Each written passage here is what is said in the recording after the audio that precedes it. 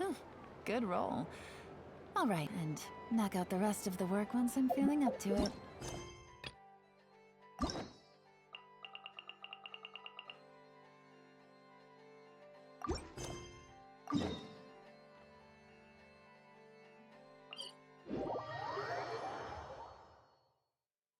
It's raining again? This isn't good. If the rain washes away the traces, it's gonna set us back a long way.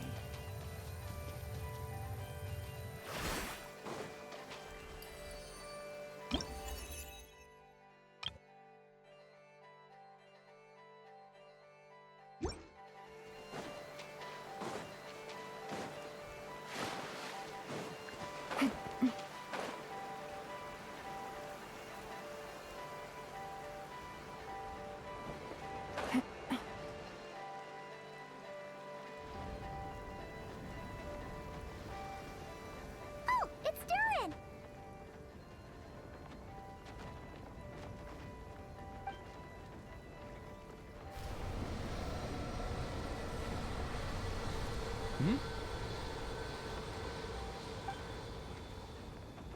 Traveler in Paimon? I'm sorry. I hope I didn't scare you.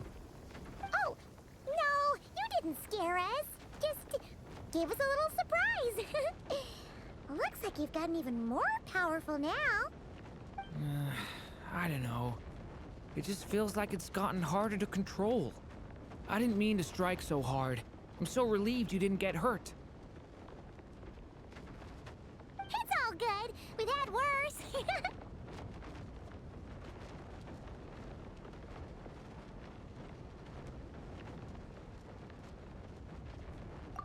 No, don't worry about that. It's been very stable ever since I got this body. Albedo made sure of that. What you saw just now is something that only started happening recently. Maybe I'm still acclimating or something. I'm sure it'll clear up over time. Anyway, what brings you here? Did you need something? Well, The day that the writer and the watcher crossed paths was the day that the magic, known as storytelling, was born. so, she asked us to come. Miss Alice? Oh, you too? I guess I really do need to work on my impression. Well, never mind that. It's been too long, Mini Durin. And please, that's Aunt Alice to you. I have brought you and the Traveler together here for a very important purpose. It has to do with your mom. My mom?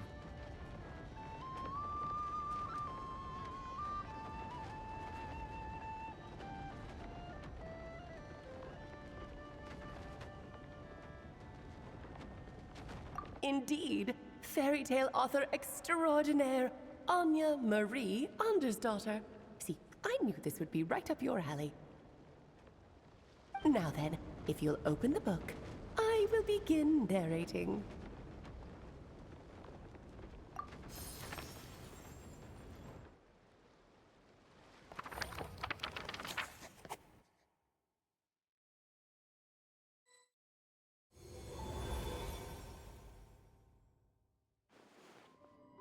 Whoa!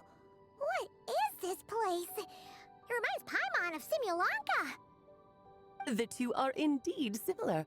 Both worlds were built using the same magic, after all.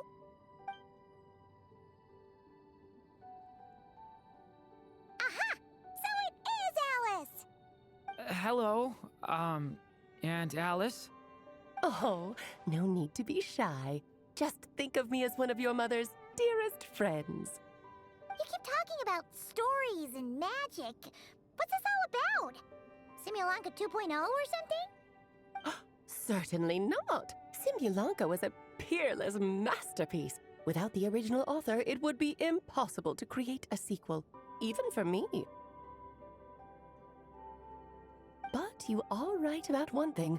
Just like last time, I want to show you a work of magic that has to do with storytelling. What's this?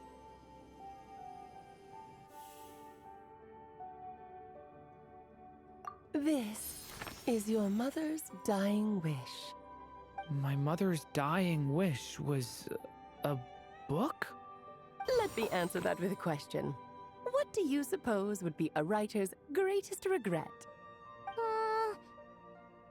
Have you ever read a book called The Little Witch and the Undying Fire?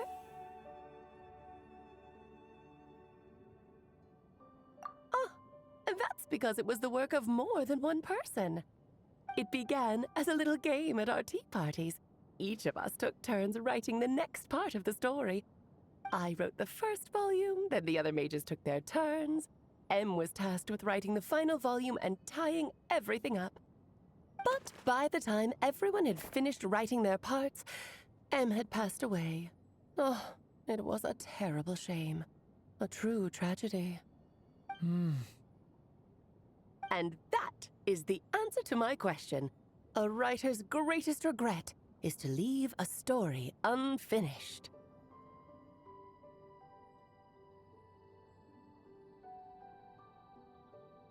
But all is not lost.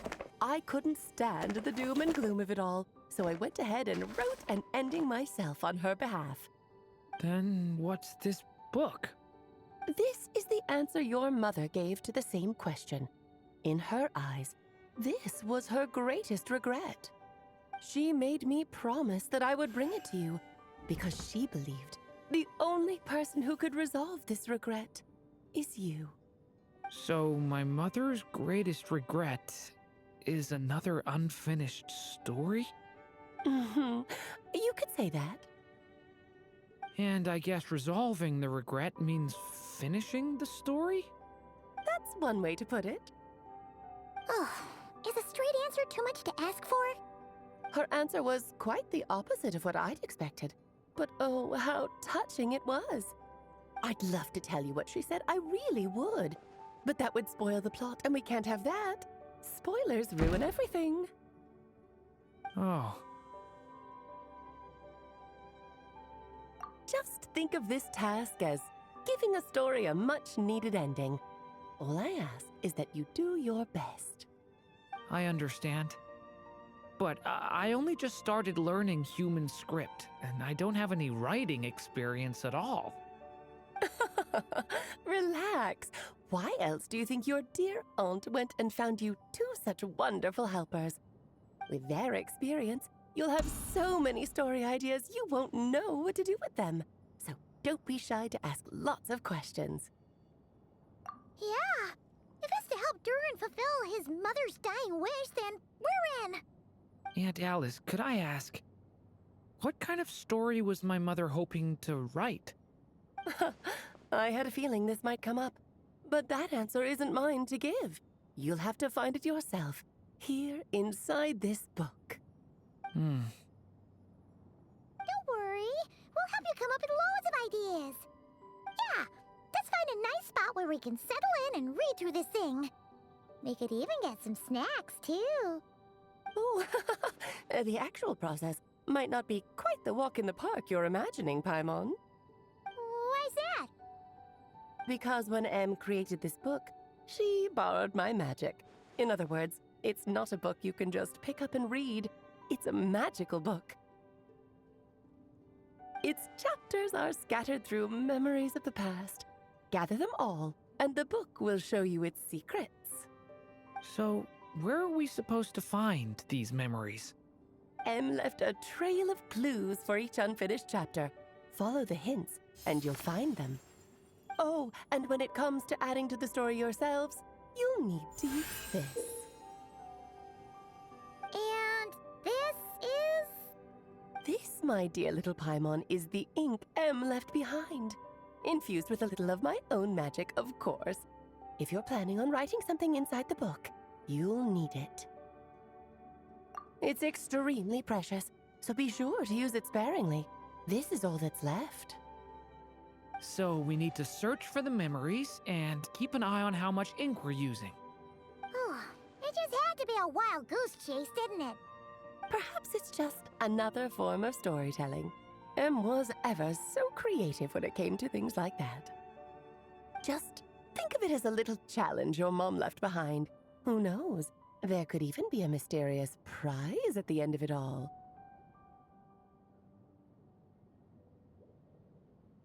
I don't care about that.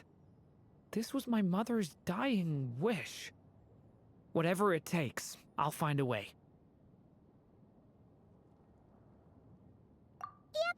With the two of us by your side, you'll be just fine. Okie dokie. That should be pretty much all you need to know. Oh, and once the story's complete, do let me have a little look-see, okay? I've read everything she ever wrote, so naturally, I can't miss this one.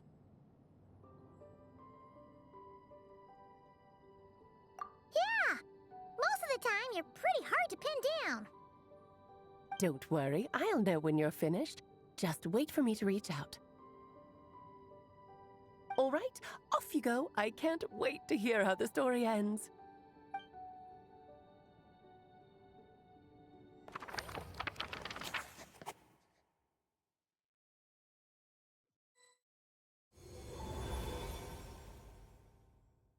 Oh, here we are again.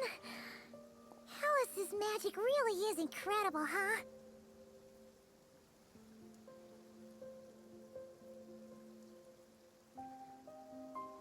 Right. Alice mentioned we should be on the lookout for clues. Huh? A corner of repose for countless tales, watched over by the honor of knights. A place for stories to sleep, perchance to dream of ancient cities and the epics of ages past. There, a witch once spent a sleepless night, and all to bring forth a story yet untold. Find the place I speak of, for it is where the seeds of this story lie. Was that a riddle? Where do you think this mysterious place could be?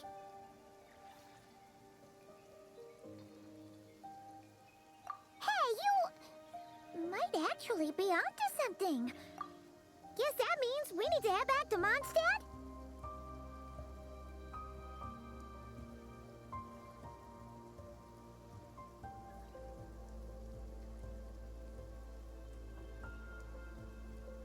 I had a feeling that's where we would be headed.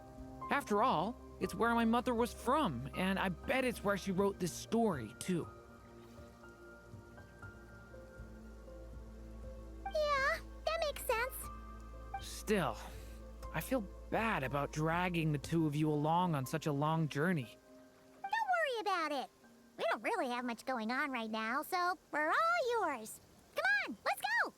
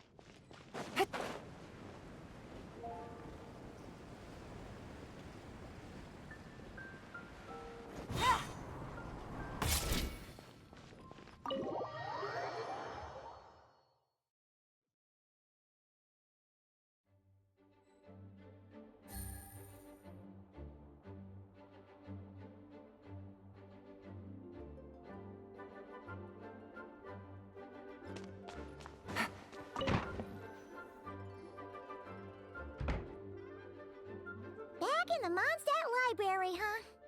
Talk about a trip down memory lane. So, we're supposed to find the seeds of the story, right? What do you think that means? Well, we're in a library, so it's gotta be books, right? But seriously, there's so many here. How are we supposed to know which ones we need? Making a racket in a library? You should know better than that. Lisa! Oh, sorry about that. Now, who do we have here? Ah, my golden-haired cutie. And my little horn cutie, too. Sorry, Miss Lisa. I know you taught me to be quiet in the library, but Paimon was just trying to help. Please don't be too hard on her. Well, it has been far too long since we saw each other. so I suppose I can let it slide just this once.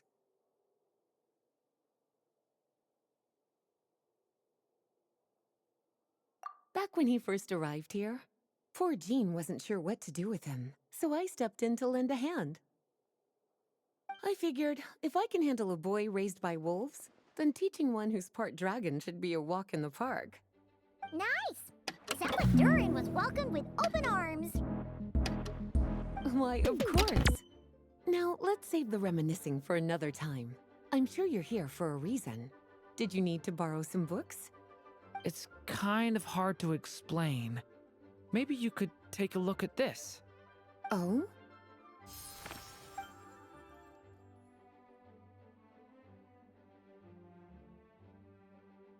Ah, I see. These so-called seeds of the story must be the books that inspired its creation. That's just how it is with stories. They grow out of the tales that came before them. And that mage, I can almost picture her here, hundreds of years ago, scribbling away at one of these very desks.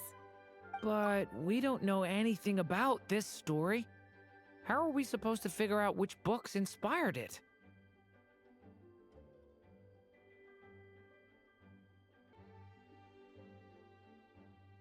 As it happens, just before I found you here, I was looking into something rather peculiar.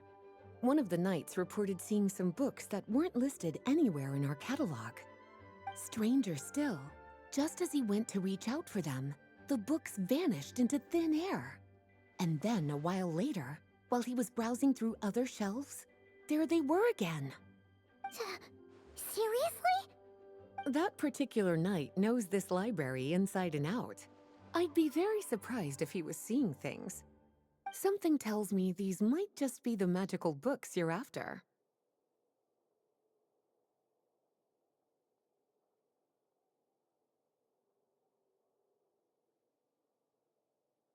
According to the report, there are 3 of these books in total. I'll be relying on you to track them down, cuties.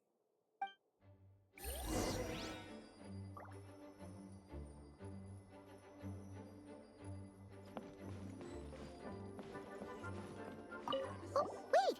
Did Klee write this one? Should this even be here? We better show it to Lisa.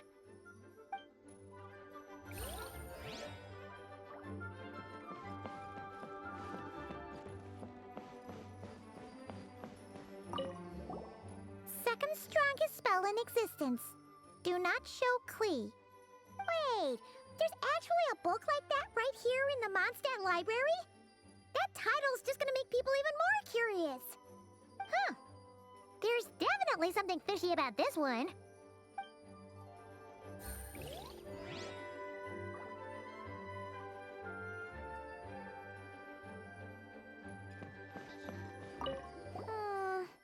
Let's hang on to this one for now. Could be one of the ones we're looking for. It's one of M's, after all.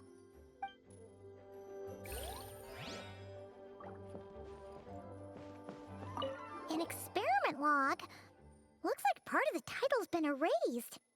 There's something seriously suspicious about this book. Please be quiet within the premises. Please be quiet within the premises and refrain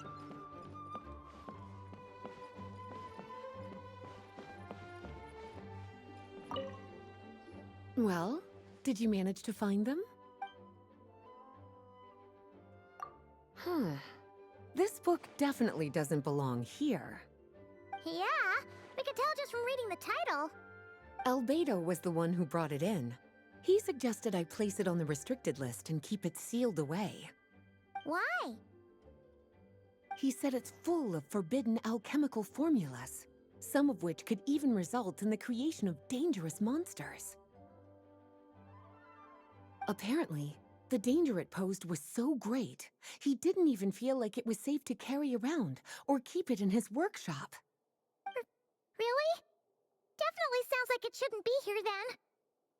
Still, if that mage read this book too, it must have been written a lot earlier than I'd imagined.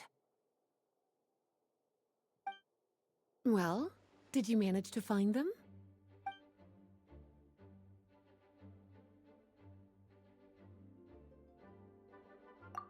truly extraordinary, and certainly not the kind of thing that should be just lying around. In fact, Miss Alice gave strict instructions about it. So, it's some kind of book of spells? Paimon's guessing magic this powerful should be kept a secret. It's true. This book does contain one of Miss Alice's spells. But honestly, virtually no one could actually pull it off, even if they tried.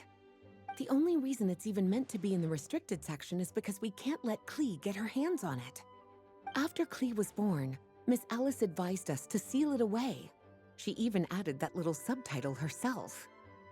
So, it's to keep it away from Klee, huh? Does that mean she could use it to cause even more mayhem than she already does with Jumpy Dumpty? No, that's not it. As Miss Alice herself put it, letting Klee see it too early would spoil the surprise. Well, did you manage to find them?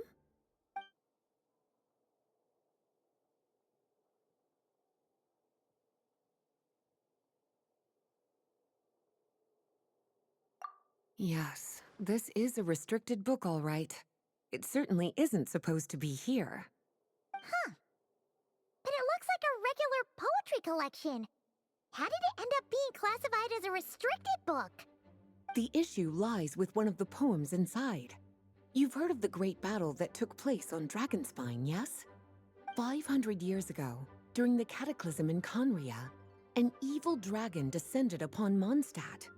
A fierce battle with Dvalin ensued, but in the end, the evil dragon fell, and Dragonspine became its resting place. We're talking about Durin. The Durin of Dragonspine. Well, the poem in question turns the whole battle into a dance, with the evil dragon recast as an innocent child who came here in search of friends. But given all the suffering experienced at the claws of that dragon, how could the people of Mondstadt accept such a retelling? Bards are often accused of inventing history or distorting the truth in their ballads. But this one hit a bit too close to home. And since the knights back then were unable to track down the author, they decided to ban the entire collection, blot out the title, and seal it away for good.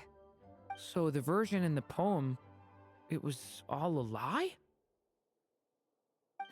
I'm afraid that question is something only the dragon himself could answer.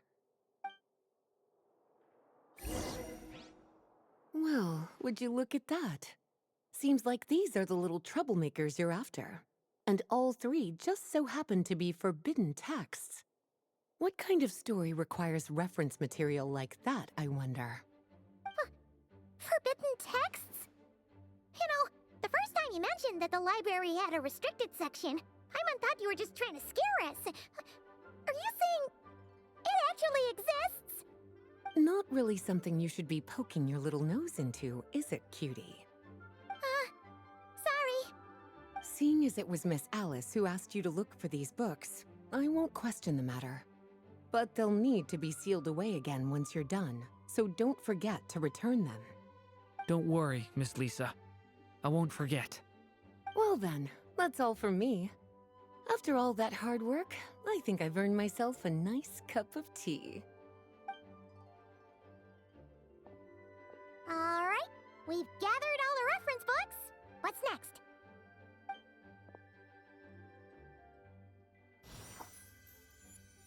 Wait, look!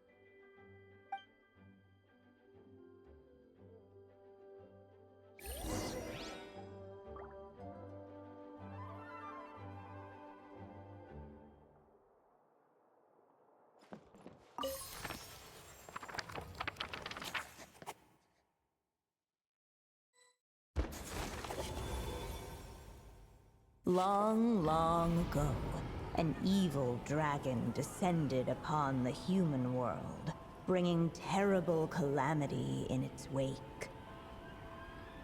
Bravely did the people resist, until at last, the dragon lay slain. Later, a witch with a love for stories came upon the tale of the evil dragon, and for reasons she could not explain, felt a pang of sorrow on its behalf. For she knew despite its body being born of wicked alchemy. All along, the dragon's soul was that of an innocent child. Right up to the moment of its death, it had no choice in becoming a vessel of calamity, nor could it fathom the cruel fate that lay before it. Though the witch had a love of stories, she was not pleased with how this one ended. No, that won't do, she thought. I'll write you a better ending instead. And so she set off to do just that, borrowing a little magic from her friend. With it, she wove a dragon's egg, resolving to rear a dragon child of her own. Yet long in thought she lingered, wondering what kind of world her little dragon ought to behold upon waking.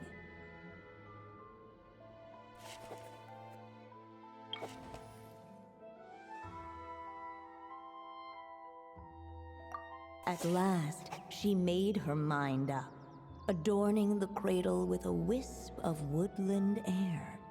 Then, she quietly waited for the egg to hatch.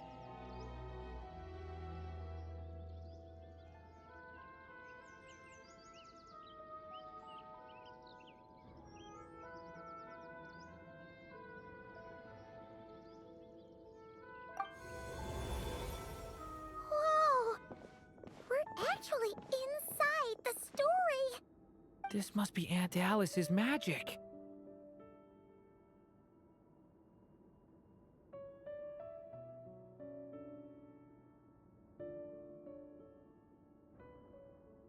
Yeah. A story about me? Why don't we just see where the story takes us? All we know is the beginning at this point. Okay. And now a golden-haired traveler, a silvery sprite, and a dragon-born youth step onto the stage. What new chapter will their arrival bring? Whoa! That came out of nowhere! Was that the same voice we heard just now? Yeah. But why does it sound so familiar? I've missed this. It's just like the stories my mother used to tell me. You mean... Em? She used to tell you stories? Yeah, she loved it. Back when she was still alive. Sorry, we should focus on what we're here to do. So, now that we're in the story, what's next? The dragon youth wondered aloud. Yet all he could do was wait for the story to unfold. Of course, there's something to be said for helping it along. Perhaps a little exploration could prove fruitful. Oh! Is that a hint? Yeah, I agree.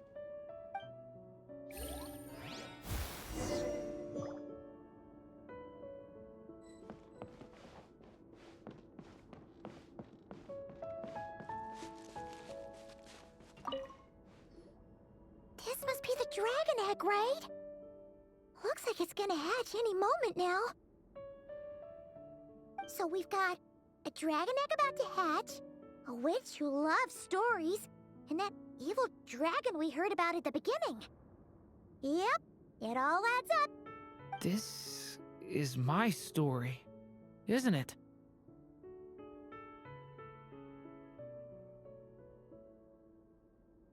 Okay, so how are we supposed to help the story along? It feels like all we can do right now is wait.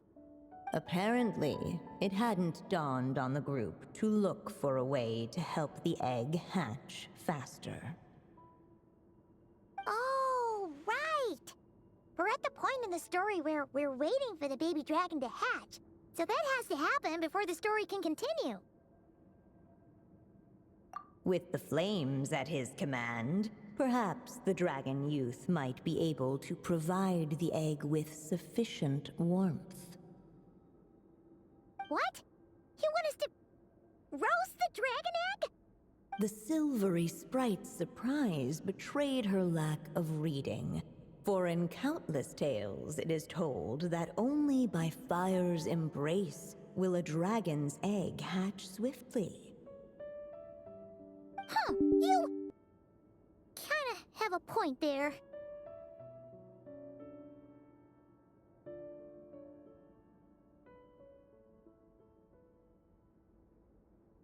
Okay, I'll see what I can do.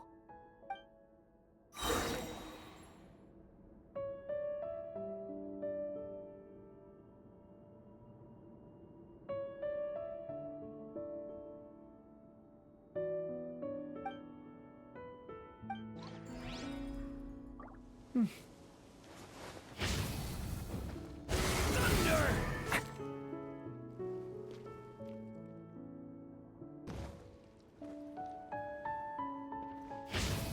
Leave it to me!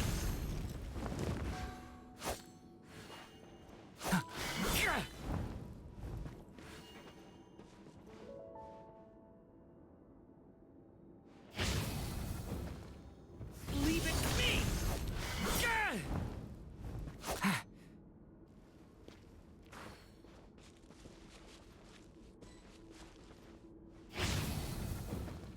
Devouring claw!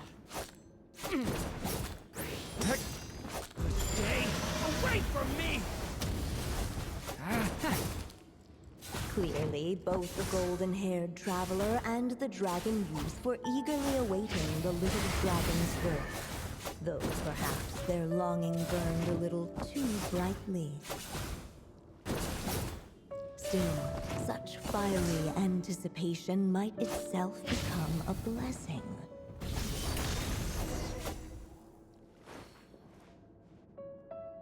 At last, under the witch's expectant gaze, the little dragon broke free from its shell. No living being has ever decided the moment of its birth. You were no exception, my child. I brought you into being because I willed it so, just like the witch who created that evil dragon. But I promise you this. Your birth was wanted. You are loved, and you will have a different fate than the dragon that came before you. You've never told me those things before, but for some reason, I always knew. Thank you for bringing me into this world.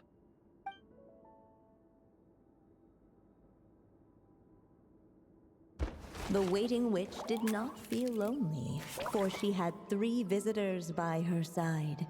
Together, they beheld the hatchling's first breath of life.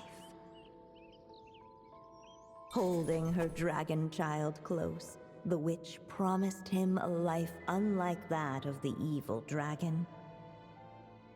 And so, nestled in his mother's warm embrace, did the little dragon's story begin.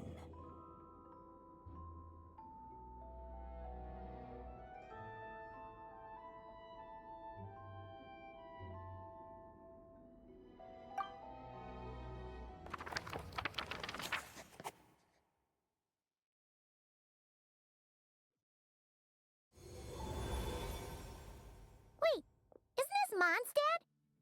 Looks like we're back in the real world. Looks like there's more written on the page now and less ink left than before.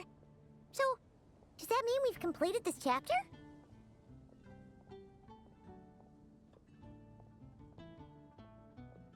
Yeah, but why does M seem to think that the story isn't finished yet? Durin broke free from the curse, came into this world with a new body, and even made a bunch of new friends. That already sounds like a happy ending to Paimon. True. Everything's always so mysterious with these mages.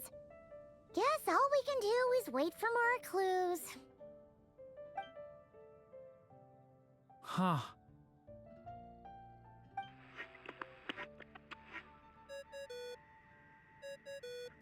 this thing on?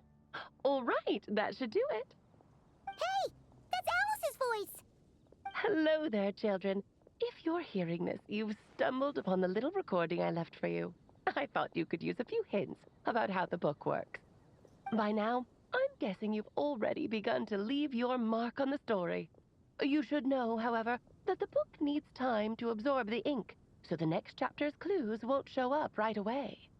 Wait, so even magic ink needs time to dry? The good news is, you can return to any chapter you've already completed and continue to explore the mystical, magical storybook world you helped create.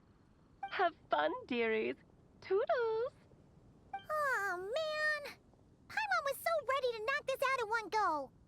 Maybe it's for the best. Sooner or later, we'll end up being whisked off to another world again, and if that happens, who knows when we'll be able to come back. So it might be good to take a break while we can. A break.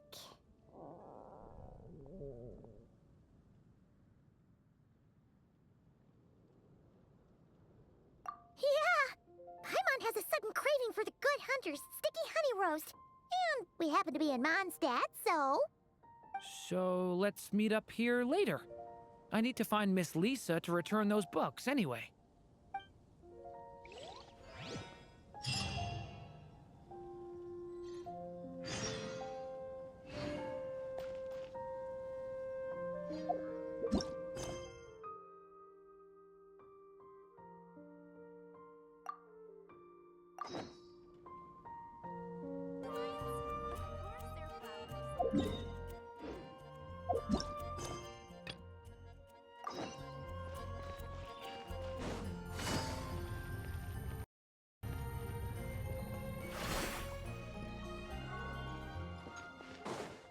Take it easy.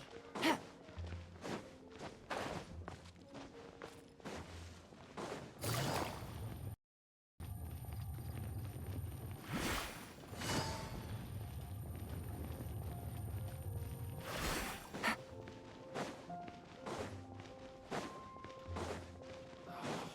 am I?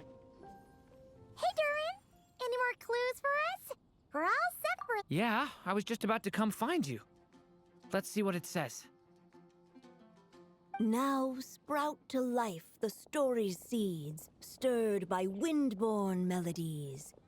Then on that breeze the music leaves, fading into distant memories.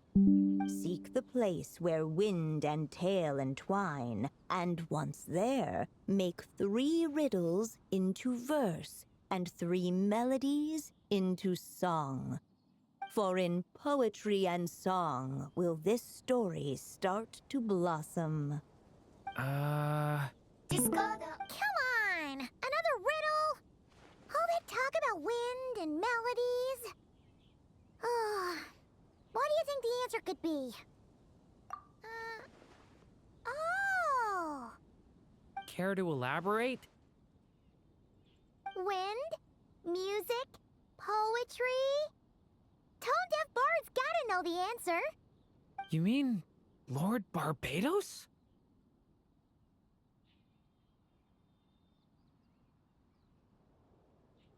Albedo introduced us when I first arrived in Mondstadt. I mean, someone like me was bound to catch his eye sooner or later. It's better that it's out in the open anyway. Now, how should we track him down?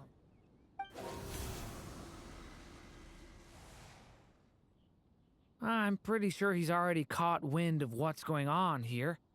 Why don't we just see where the wind takes us? Right. He definitely makes it easy to forget he's a real god sometimes.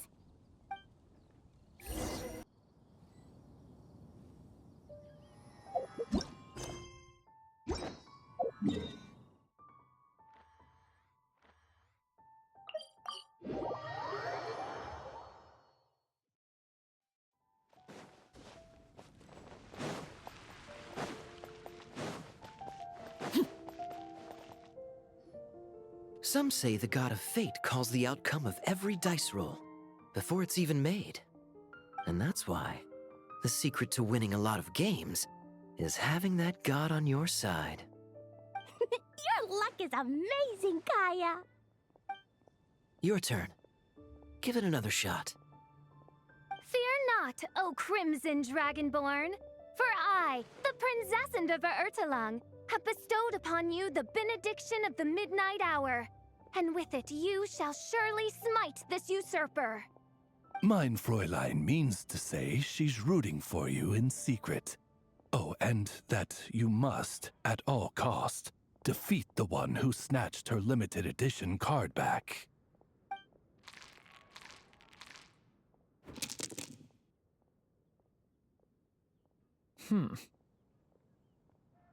I'm not too sure if that counts as good luck or bad. Tis not but the perfidious machinations of fate. Hey, everyone! Mr. Honorary Knight and Paimon! You're back! It's good to see you, Honorary Knight. Mein Fräulein is quite invested in the outcome of this match, so please, allow me to extend greetings on her behalf. Of course. But if you're all playing cards, how come you're not over at the Cat's Tail? There's something about our horned friend over there that seems to frighten off little animals. Could be because he used to be a dragon. Normally, the animals just steer clear of him, but in the close confines of the Cat's Tail, let's just say, the feline residents probably consider it their turf. And we all know how dangerous a cornered cat can be. I just wanted to borrow one of their nests for a nap. One of their nests? Wait, you mean a cat sofa? Yeah, it's more comfortable for me. I can stretch out just the way I like. But it turns out the Black Cat and his minions are quite territorial. Luckily, Miss Diona helped smooth things over, and they finally agreed to let me use one. But, I only get to use it after dark.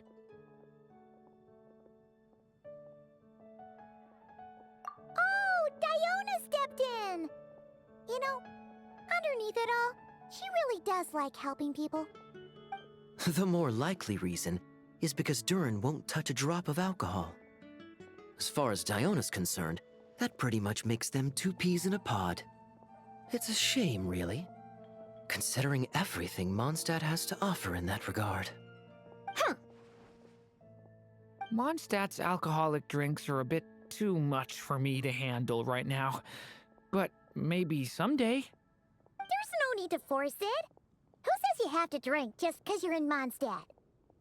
Yeah, it's just, I'd really like to make some more friends, so I need to learn how humans socialize.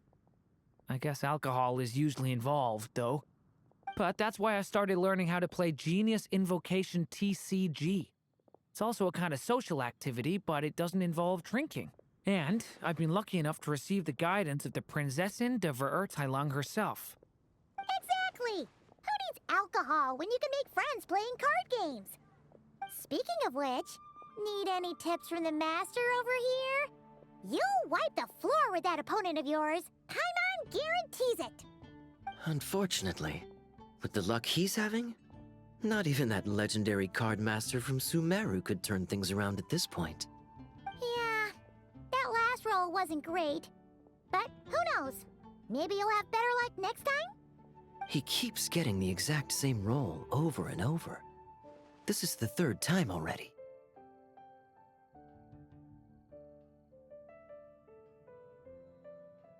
If there really is a god of fate, they could have cut this kid a bit of slack. Like, I don't know, make it possible for him to roll at least one other side of the dice? I think I've lost. Must even a dragonborn, sanctified by the power of benediction, succumb to fate's insidious snares? Don't be sad, Durin. You'll definitely win the next round. You can even borrow Dodoko if you want. Mom says she brings good luck. Thanks, Klee, but there's something more important I need to take care of now. Oh, okay. So, the book's given us another hint, right? Yep, and I think I've guessed where we're headed this time. Come on, follow me.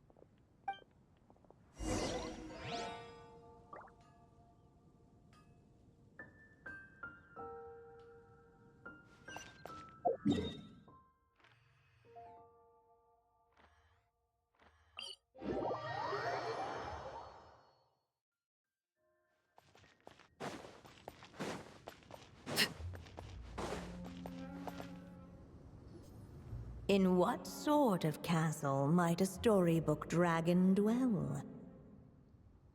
The witch turned to a mighty dragon born upon the wind to seek her answer.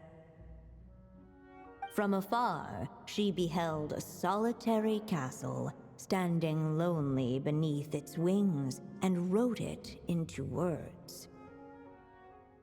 Its walls kept out the wind and rain, yet also cast a solemn shadow. Enveloped by their shade, the story's boughs were lulled into a torpid slumber and reached no further skyward. So that's the clue.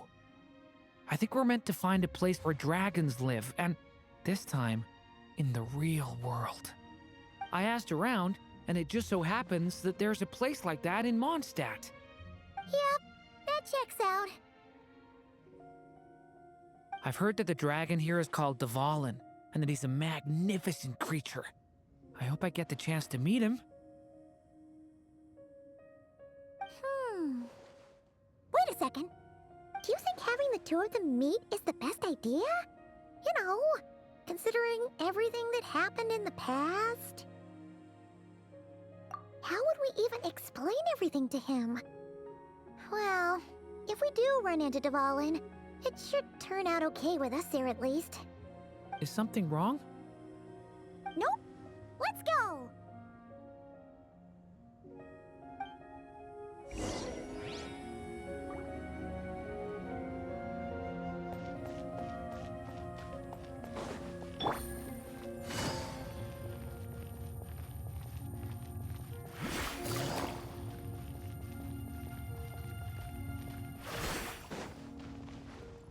Take it easy.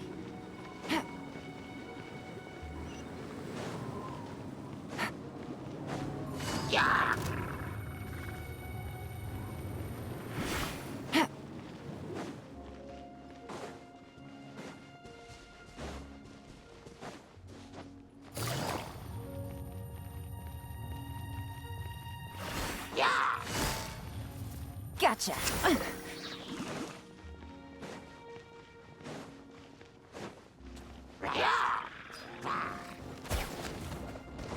No.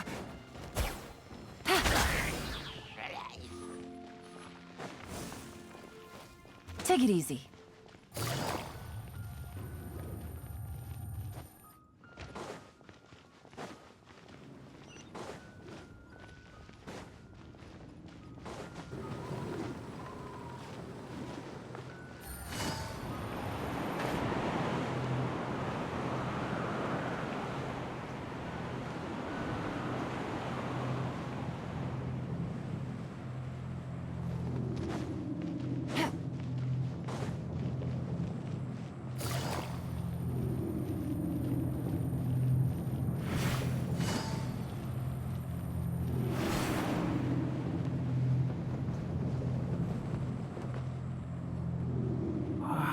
So, this is where Dvalin lives? Yeah, right into the middle of a raging storm. If you're afraid of getting blown away, Paimon, you can always hang onto my sleeve. This isn't Paimon's first rodeo. Come on, let's get going.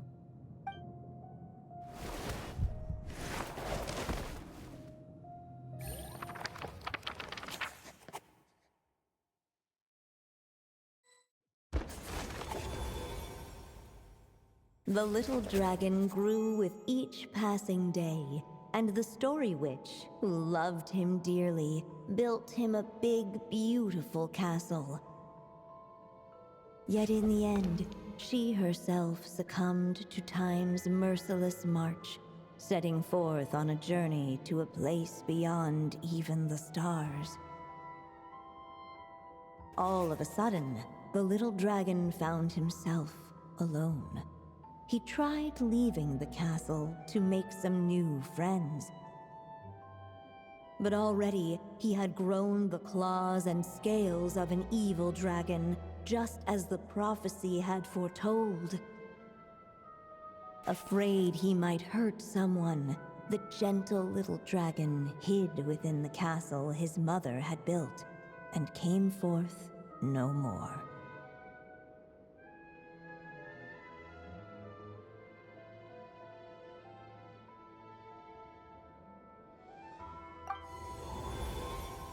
Huh. Looks like we're back in the story world. And from the sounds of it, this chapter must be about Simulanka, right? Yeah, like the fairy from the Forest of Blessings, the king of Constellation Metropole, that cat lady who turns into a box. Ah, yep. That will be Nilu, Navia, and Kirara. Oh, and there's Hat Guy, too. Only lately, whenever I see Hat Guy, I get this strange feeling. What kind of feeling? It's like there's something on his mind. He hasn't told me what it is, but I can sense it all the same. Well, he's always been kind of broody. I guess I should focus on fulfilling my mother's final wish for now, though. Yeah, we should get started on this chapter. So, let's track you down and free you from fate's curse once again. That day, a small band of adventurers suddenly arrived beneath the castle walls. They promised to help the little dragon cast off the curse of fate. Yet as they stood beneath the castle walls, it appeared they had no idea how to even begin. Hey, instead of making fun of us, how about giving us a hint? The little dragon had shut himself inside the tall tower at the castle's center. Anyone who wished to reach him must traverse the barriers that wall off his heart, for there is no other way. Looks like we're in for another long one. Let me try something. Ooh, do you have an idea? If that little dragon in the tower used to be me, then surely I'd know how he shuts people out better than anyone. Come on, follow me.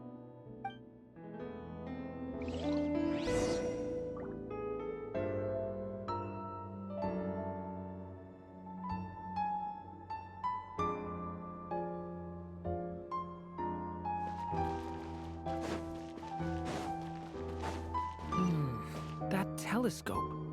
I've seen magical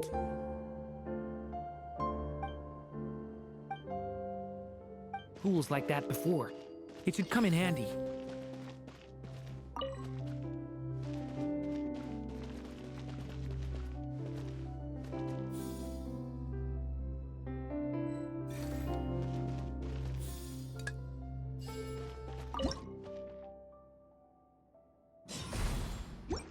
Whoa! That block just got bigger! We can get past the obstacles ahead by using these blocks to jump upwards.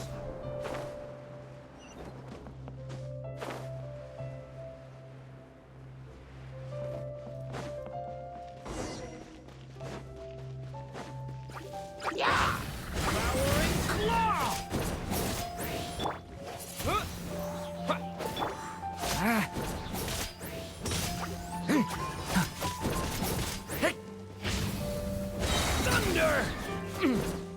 Just stay away from me!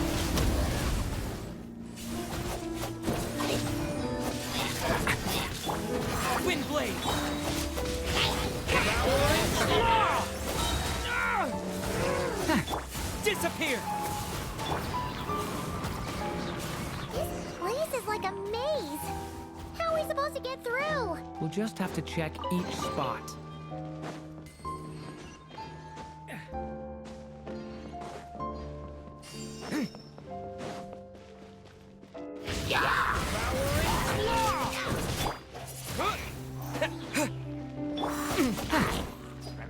The abyss is burning shadow!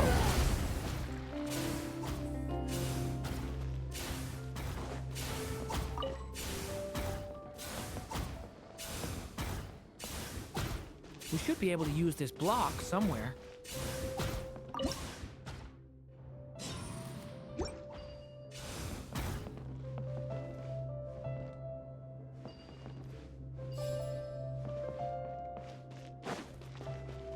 Looks like this telescope is missing some blocks. Oh. Let's try the one we just picked up. Still not enough. Guess we'll have to keep searching. Look! Seems like someone's stuck down there.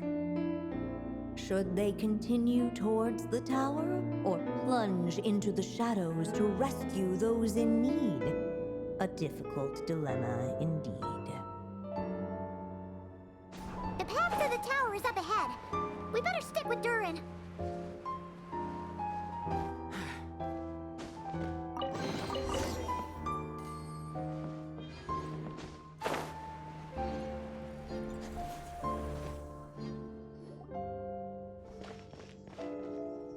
Come on, Durin. Or, little story dragon. Just calm down. Stay back! I don't want to hurt you. Loneliness and fear had built a cage around his heart, shutting out all who would look upon him. And thus, all the adventurers could see was his shadow. Don't worry. We can help you. Don't come any closer! And that was the last the little dragon spoke.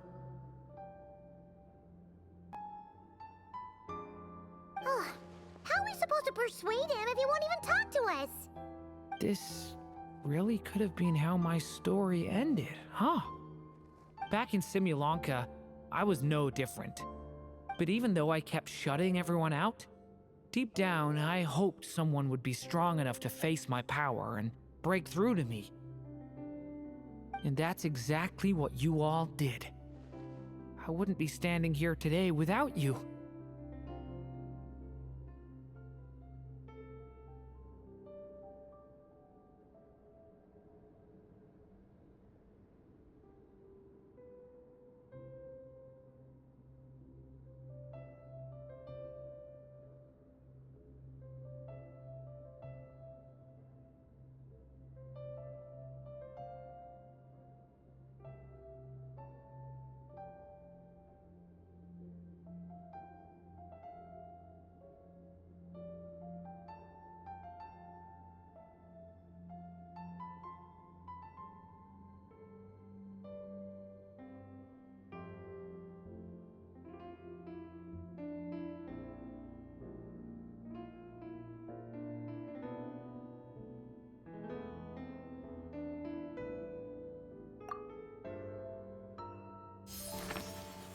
Despite the little dragon's silence, once more the story witch put pen to paper, and a miracle came to pass.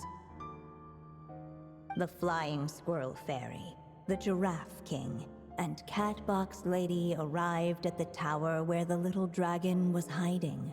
But this time, guided by the miracle's light, they were able to traverse the shadows with ease. Unafraid of the little dragon's claws and scales, they came to be his friends, just as he had hoped. Nilu, Navia, and Kirara? It's my friends from Simulanka. Hi, little dragon. I'm the Flying Squirrel Fairy, and I'm here to help you lift your curse. Will you talk to me? And I'm the Giraffe King. Don't be afraid, little one. We're not afraid of you. I'm just a cat in a box, but I'd very much like to be your friend too. These are my friends?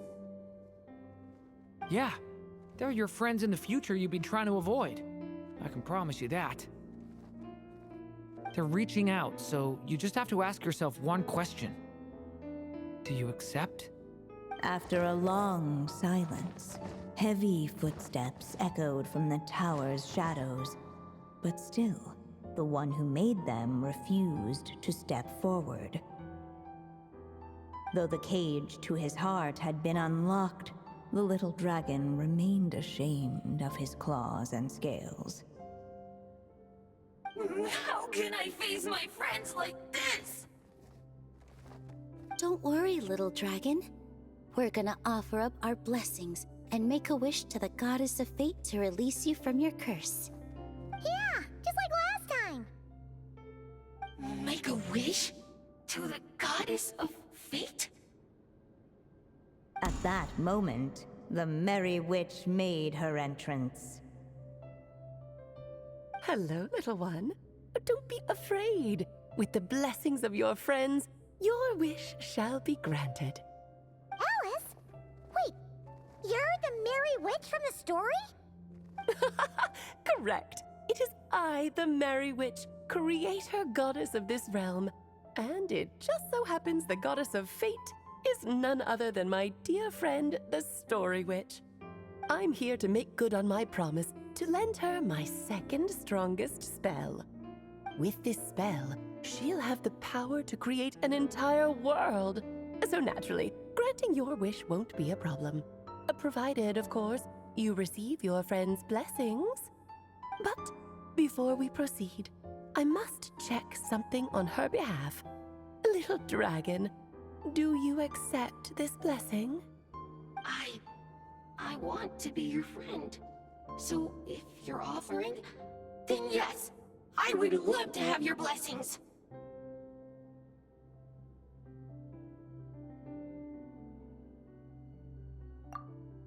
Were it not for the adventurer's blessings, this tale might have ended long ago. Thanks to them, another ending was now possible. Yet in that moment, they did not know if this blessing was truly a gift or just another trial in disguise. What? You didn't say a word when we actually needed a clue, but now at a critical moment like this, you turn up and start playing mind games? Another trial. Ha, that actually sounds about right. Be it the fictional problems of Simulanka or unavoidable conflicts in the real world, if you think about it, that's what they've been all along. But if it wasn't for those trials, I never would have met any of you. So, despite all that, I'd still like to give my blessings. That's the spirit! Come on, Durin! Let's help you make your wish come true again! On behalf of both my past and present selves, thank you, my friends. Fortunately, a brave band of adventurers heard tell of the little dragon's story. Determined to lift his curse, they fought their way through countless trials. To help him, they offered up their blessings and made a wish to the goddess of fate. At last, their wish was granted. Shaking off his scales, the little dragon stepped out of the tower's gloom. But his time in the world beyond the castle would soon teach him this gift would bring blessings and trials of its own.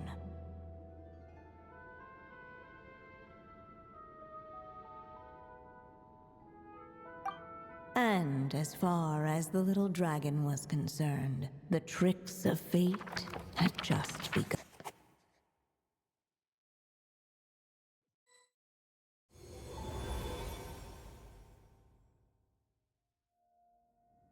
So, Durin's wish came true, just like it did before. If this story was written by my mother, then surely that was the last chapter we just completed. Oh yeah!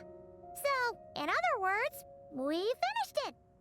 Looks like that's a wrap on Alice's task, and there's even some ink to spare.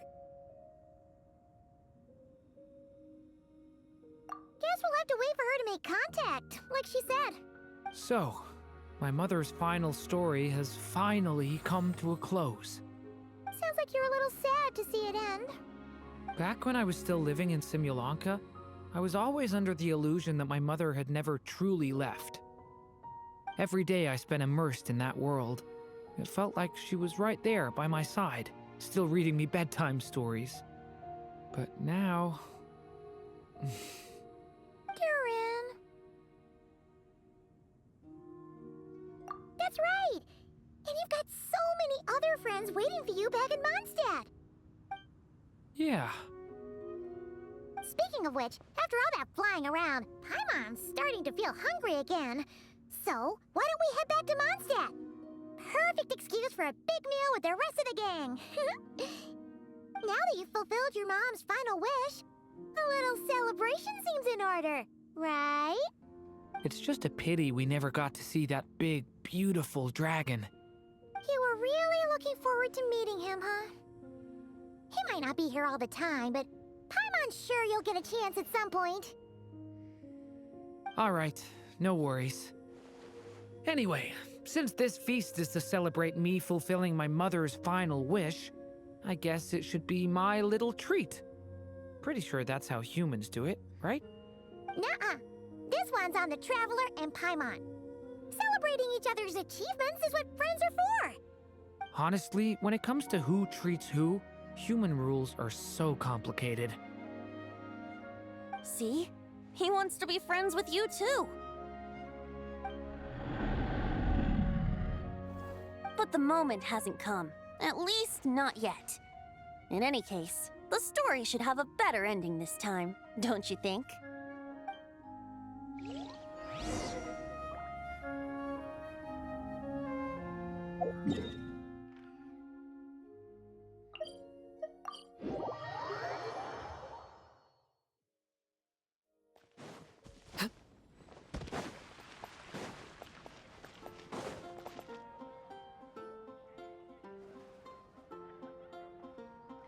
Whew.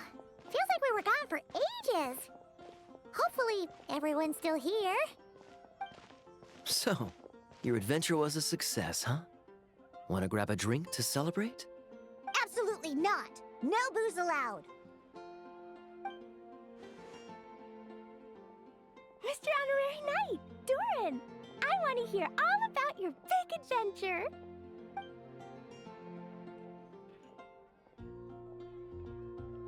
We're gonna order a big meal for everybody first. We'll talk while we eat. Yippee! Excuse me. Did I hear you call him Durin just now? But wasn't Durin the evil dragon that fell on Dragonspine? Come on, miss. This Durin isn't that evil dragon from Dragonspine. Albedo said... well, it was kinda confusing. But anyway, it's super cool. Oh, is this your first time meeting him, Marjorie? No wonder you're getting him confused. Still, even if you hadn't met him yet, shouldn't you have heard about him at the very least? At this point, pretty much the whole city has.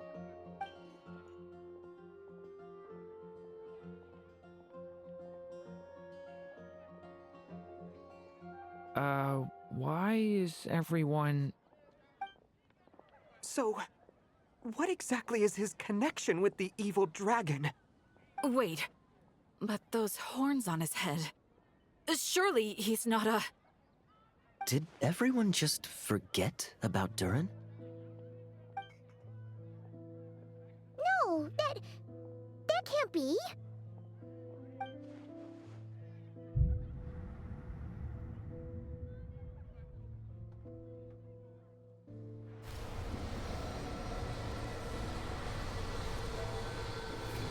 The tricks of fate had just begun.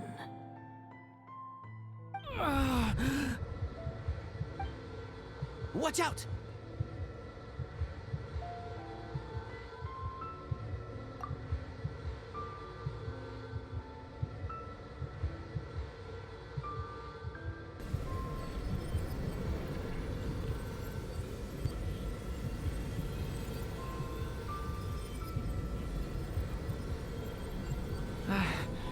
No one got hurt. Did they? Durin! Durin!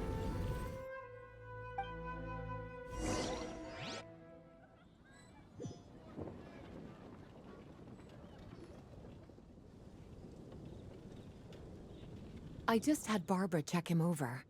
He's not badly hurt, but he seems to have burned through a lot of energy fending off some kind of dangerous power. He'll need some time to rest before he wakes up. So, can someone explain what's going on here?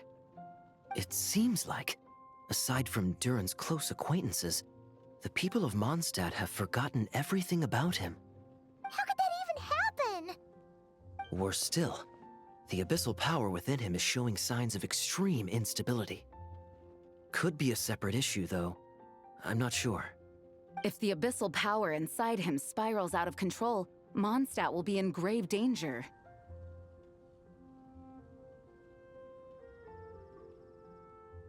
I completely agree. All right then. As acting Grand Master, I'll send a letter requesting Albedo's immediate return. Until then, the Knights will watch over Durin. That's pretty much all we can do right now. Also, allow me to look after this book for now. If you need to consult it, just drop by my office. Do you think the book might have something to do with what's happening?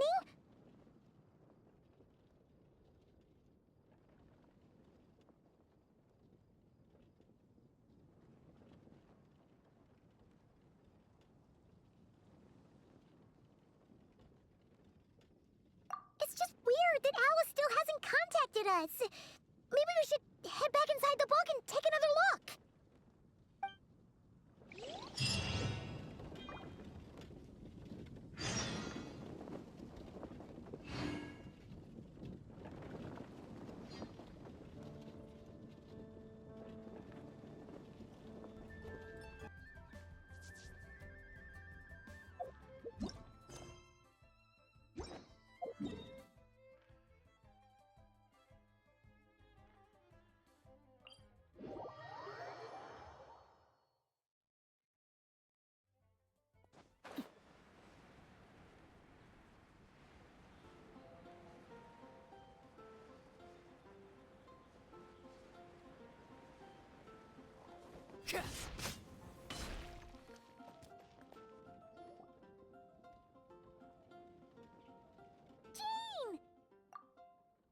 Hello, you two. I'm glad you got my letter. Durin's awake and waiting on the bench over there. I'm here if you need help. Just give me a shout. Don't worry about us. We'll be fine. Oh, hey, you two. I just remembered what happened right before I passed out. Thanks for holding me back. I shudder to think what might have happened if you hadn't.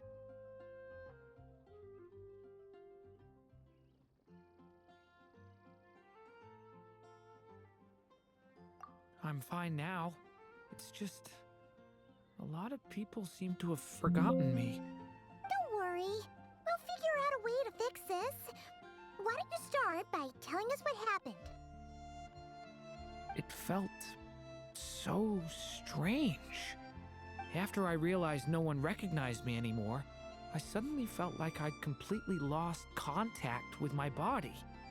Abyssal power lies sealed within this body I inhabit. So when I lost my connection to it, I lost control of that power too.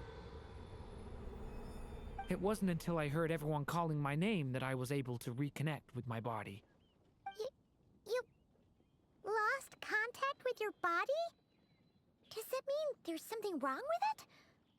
Sounds like we need Albedo more than ever. I don't think the problem lies in Albedo's alchemy. Huh. But then, why are people forgetting you? Guess that's what we need to figure out. That means we need Alice for sure. But it's been ages and she still hasn't been in contact. Now would be a really good time for a hint. How could the story's budding branches even hope to reach beyond the towering walls? Leaving the castle, the witch went off in search of the tallest, grandest tree in the whole world. High up in the canopy of that tree, she sought a resting place. a refuge where the little sapling might take root. Go to that place, for it was there that the sapling felt its first breath of wind. Huh? Was that another clue? Does that mean the story isn't over yet? Leaving the castle. It just occurred to me. If this story is all about my own experiences, then wouldn't what happened after I left Simulanka be part of it too? But how could she possibly know exactly what would happen? And even if she did, how could we know when the story was complete?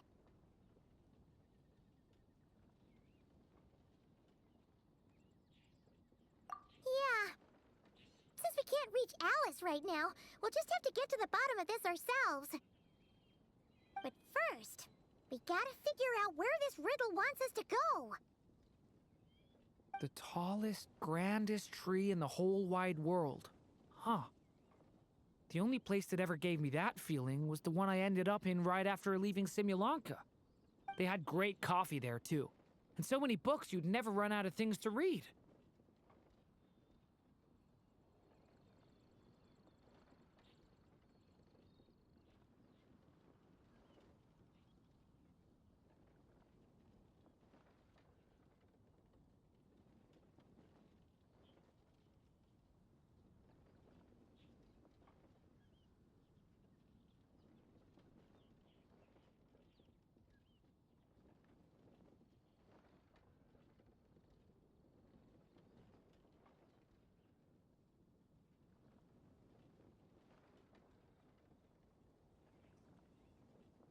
Think about it.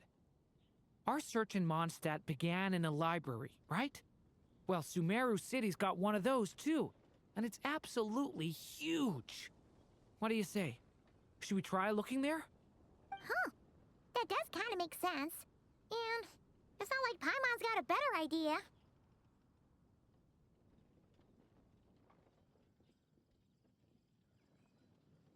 Alright, let's just give Jean and the others a heads up first. Well, it sounds like you've got a plan, so I won't interfere. All I ask is that you stay safe. Albedo won't be back for some time, and until he is, we can't know for sure how dangerous Duran might be in his current state. I'm so sorry about what happened before. Believe me, I'm not blaming you, and neither is anyone else here. If anything, it's the opposite. We're all just worried about you. Worried? About me? Come with me. I want to show you something. As soon as they heard you were awake, they all hurried over to see how you were doing. You all came to see me? A little birdie told me you're working on finishing a storybook. So maybe all those people losing their memories is just a plot twist, waiting to be resolved. Miss Lisa, you always seem to know how to put my mind at ease. Please, everyone, don't worry about me. When I get back, I'll find a way to complete my mother's story, and the one we started, too. What?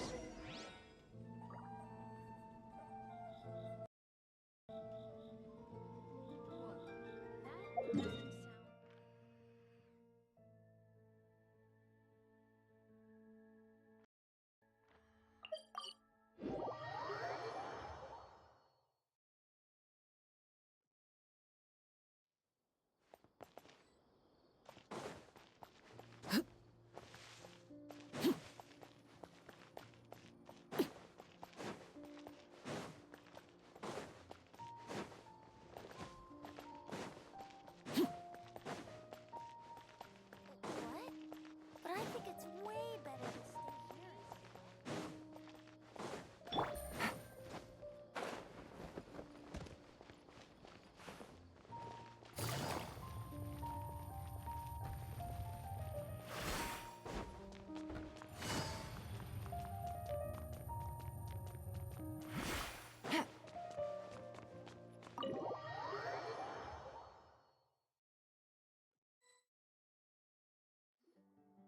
Whew.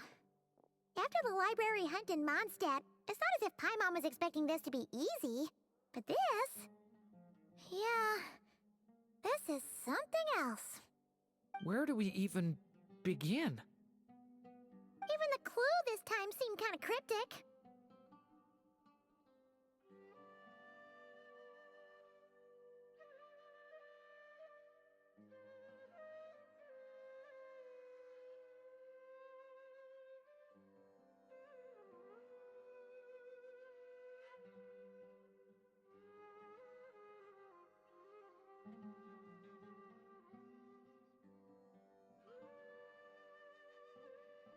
Yeah.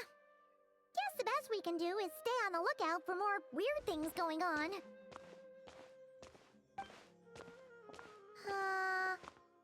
Huh?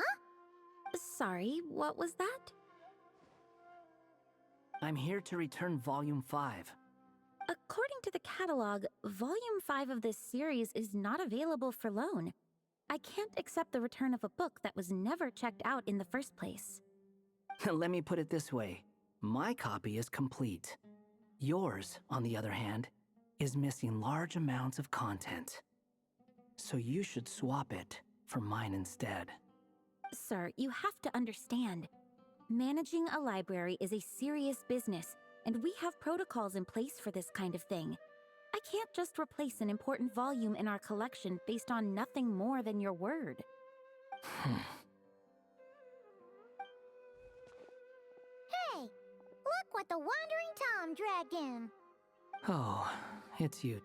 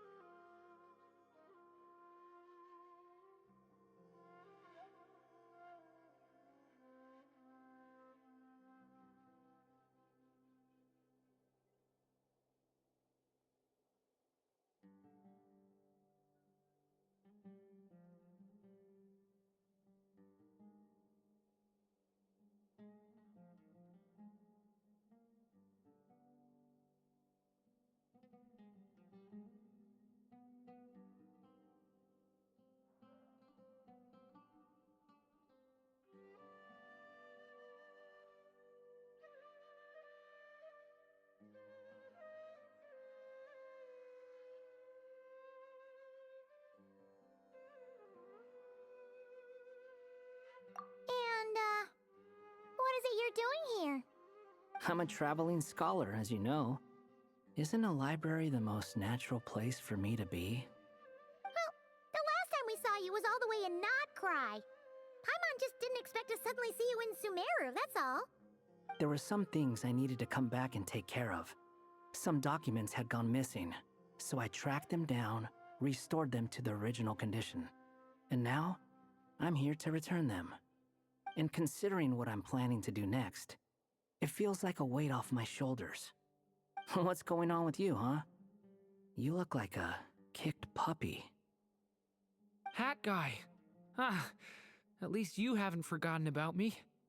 What's that supposed to mean?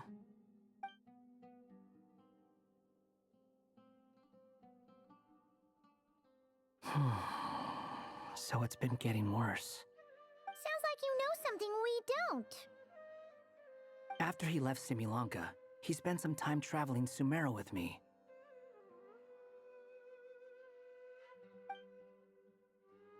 I was working on several texts at the time, and I stumbled upon something strange. Anytime Durin of Simulanka was mentioned, before long, the record would disappear. Which means, all the remaining records on Durin are about the evil dragon that fell on Dragonspine. How did you even discover that? If I remember correctly, Hat Guy loved the time he spent in Simulanka so much that he started writing a travel log. That's besides the point. The fact is, you're not affected by the ley lines of this world. I'm sure you can grasp the implications of what that means.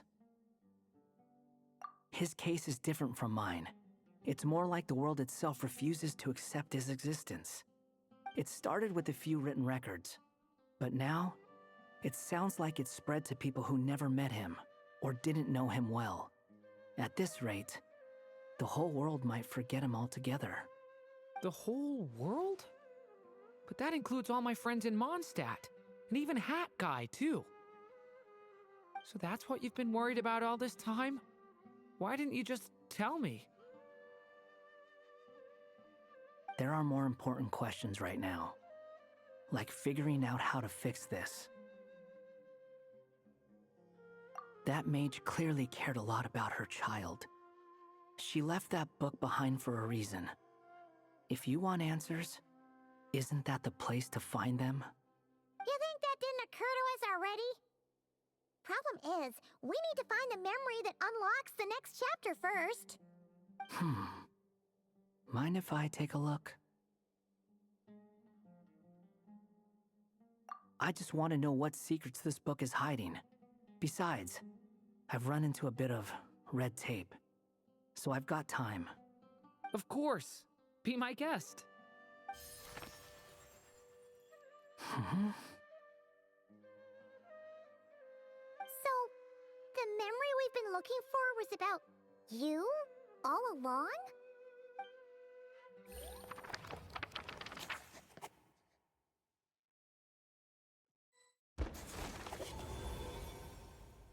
The little dragon became companions with a stray cat with dark blue fur.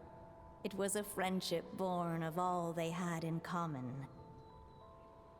He left his castle at the stray's invitation, setting out to explore the world beyond its walls. There, he grew fond of the outside world, eager to make friends and share the story of his life. Taken by the dragon's story, the stray tried to write it down. But he soon realized that no matter how he tried, it would always warp into the evil dragon's tale.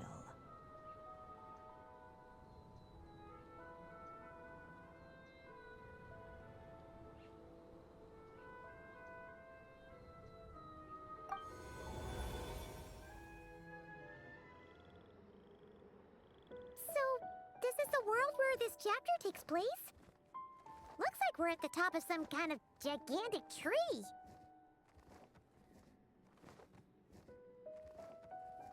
This one must be about what happened to me when I first arrived in Tevat. No wonder the memory that unlocked it was about Hat Guy. Most of my memories from that period were. Hold on. Anyone want to explain how I ended up looking like this? Maybe you've become a character in the story too. You see me as a stray cat? A wandering Tom, to be exact. You should count yourself lucky. Of all Durin's friends, your character is by far the most memorable. Maybe it's because I've known Hat Guy for longer, so my impression of him is more vivid than the others. Vivid? Then how come you haven't changed one bit? Guess that means the impression the Traveler left was so vivid, it didn't need changing.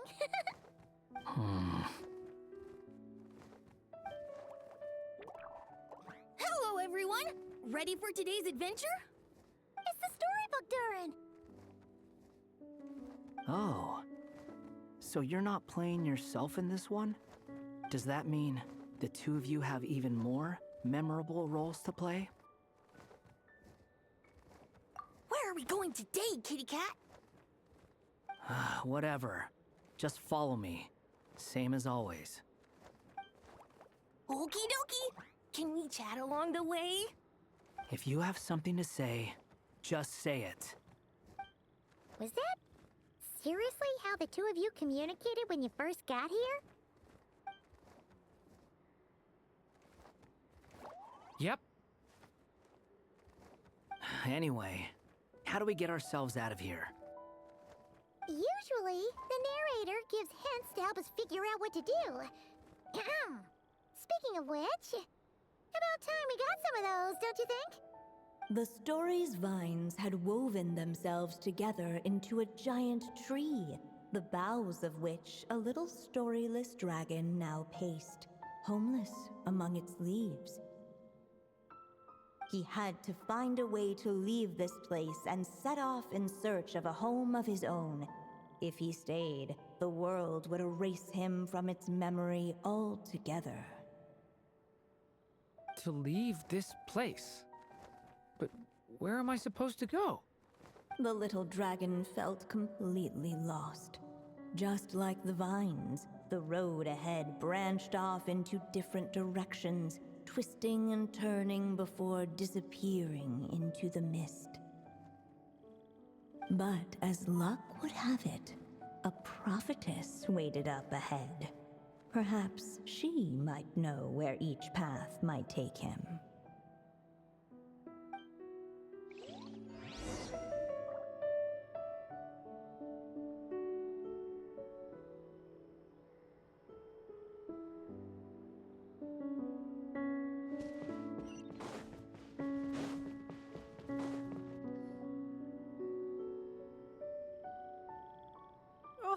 You must be the little lost dragon. It's true. My friends and I are lost. This meeting was no accident. The prophetess was in fact the seer witch, here to present her promised gift. The seer witch? Oh yeah! That's Mona's teacher, right? The old hag? Insolent child. I am the seer witch, your prophetess, not some old hag. Sorry! Now, little lost dragon, I have come to bestow the gift I once promised. A prophecy. A prophecy? Hear me now, for my prophecy is this. One day, the dragon from beyond the castle shall be reborn, and none may avert its coming. The wind took the prophecy and swept it off into the distance. And so, the little dragon was shown a path to wander. As far as I remember, once that alchemist from Mondstadt learned about the prophecy, he chose to stand with you against the evil dragon. So, what does any of this have to do with you being forgotten? Oh, wise witch of prophecy. Could we trouble you with another question? As enigmatic as she was elegant, the seer witch spoke no more, for her thoughts had long since returned to the starry firmament above. Just when we actually needed her. The seer witch was my mother's friend, so the prophecy she just gave should turn out to be helpful. Well, it's not like we've got better options. But if all we need to do is leave this place, which path should we take?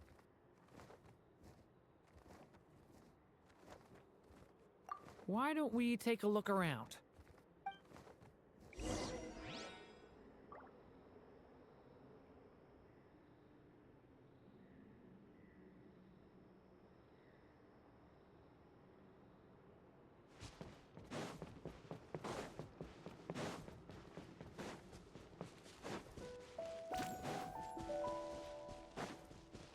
The wind kept blowing, but the little dragon had not yet resolved to follow it. Before him lay a foggy path, and where it might lead he could not tell.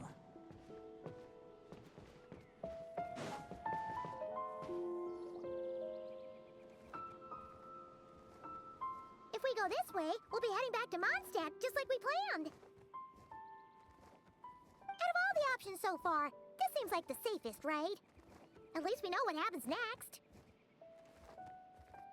He helps stop the evil dragon from returning, gets a new body, makes a whole bunch of friends, who all just forget about him. But you didn't forget, Hat Guy. I'm just saying, choosing this path wouldn't solve the main problem. You'd still end up being forgotten. Huh. I'm not against choosing this path. I just wonder what secrets it might be hiding. Let me think about it.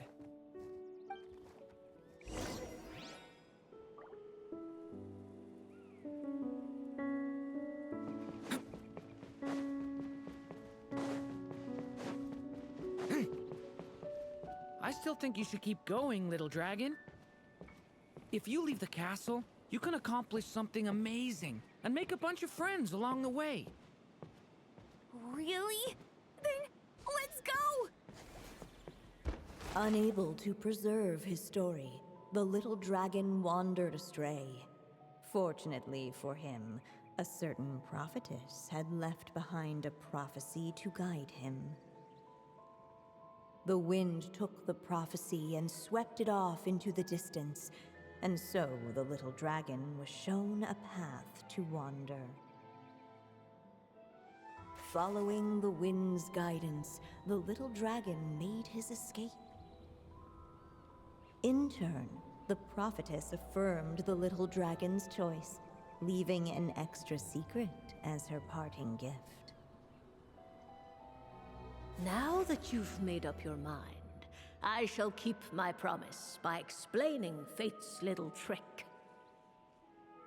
Long, long ago, the gods of the high heavens gave the world outside the castle a magic of its own.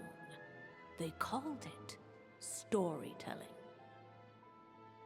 It was a magic of almost unshakable power that governed how people met, grew close, and understood one another.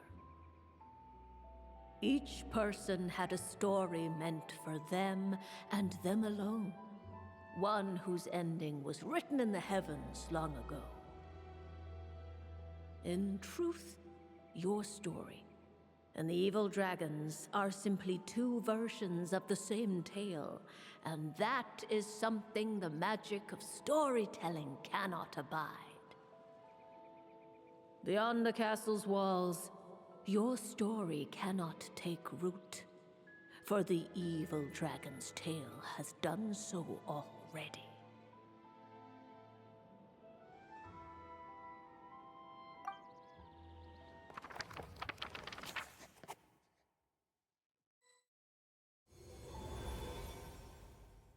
So, that was the secret? Huh.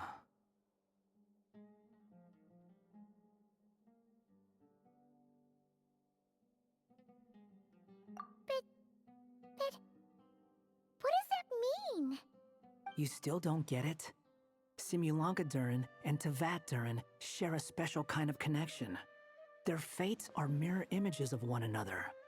While they were in two separate worlds, there may have been some mutual influence, but their fates were independent. But when Simulanka Durin came to Tevat, a version of his fate already existed there.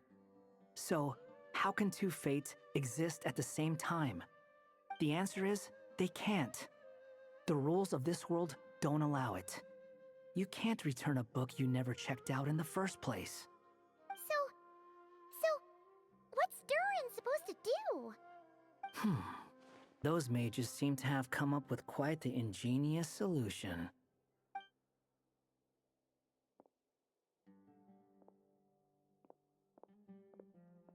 I'm here to make a return. As I said, there's no record of Volume 5 of this series ever being checked out. Then just think of this as Volume 6. Based on what I know, the author was planning on publishing another volume anyway. The catalog does have a slot reserved for Volume 6. So, this is it? Sure, let's go with that. All you need to know is, I'll be the one writing this series from now on. You... What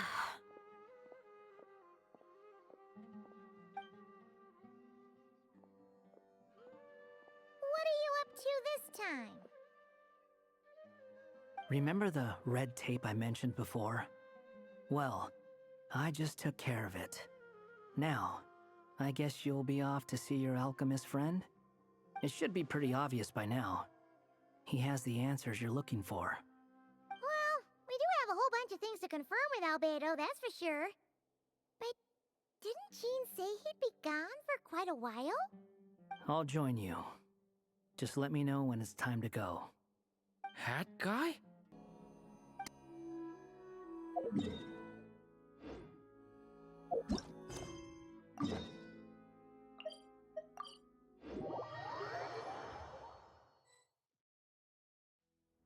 So this is the other Durin, huh? If this had been the dragon that ended up being revived in Mondstadt, there's no telling what kind of calamity that people would have had to endure.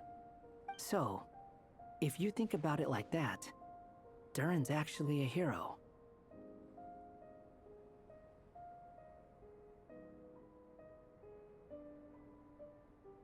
No, I'm just a little envious, that's all.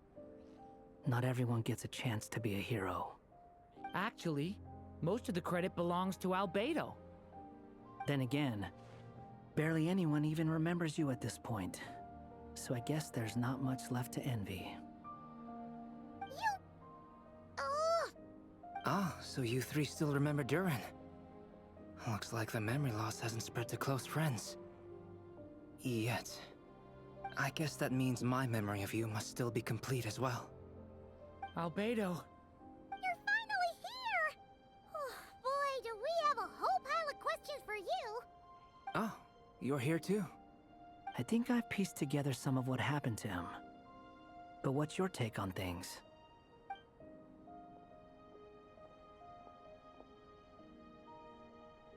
Master Jean filled me in on what happened, and I've got a few theories. But let's get on the same page first.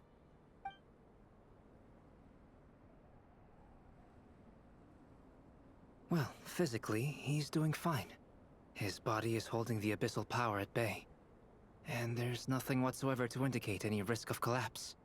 So, from an alchemy point of view, there's nothing wrong with him? The issue isn't so much that the abyssal power within him has gotten out of control. It's that the connection between his will and body is fading.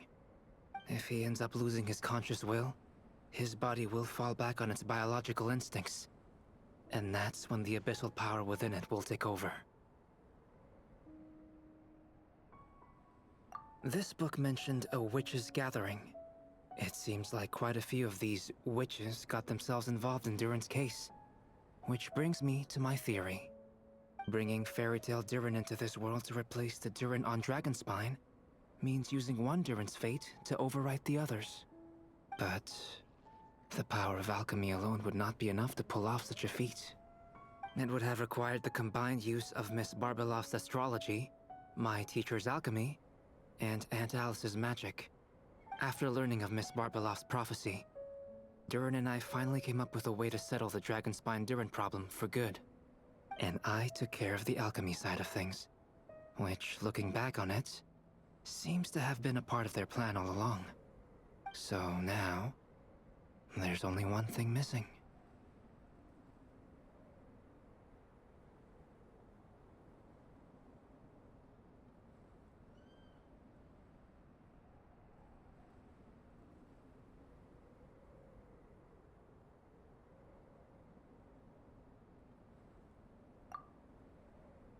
As for the fate theory our friend in the hat just mentioned, I still can't figure out how any kind of magic could possibly influence the fate of Tevat.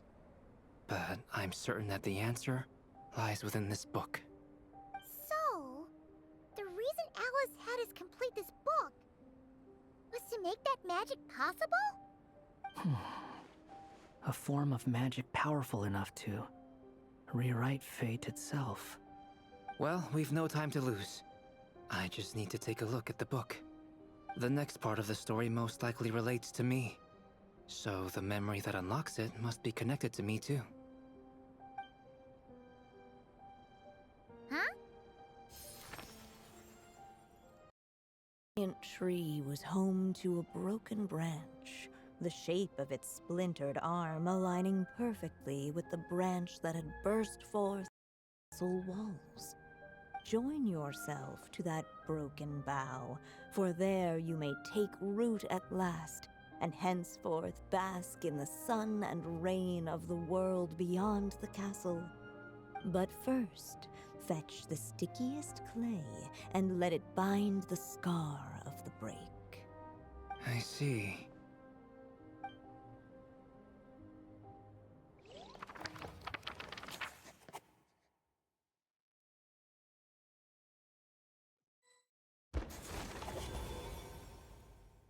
Guided by the breeze, the little dragon arrived at an alchemist's workshop. There he was greeted by a clay figure, a child molded by the Sage Witch's hands. Though gentle in appearance, he had inherited his mother's cold, sharp wisdom. And he was determined to avert the calamity the evil dragon would bring, and so was his helper, none other than the little dragon himself.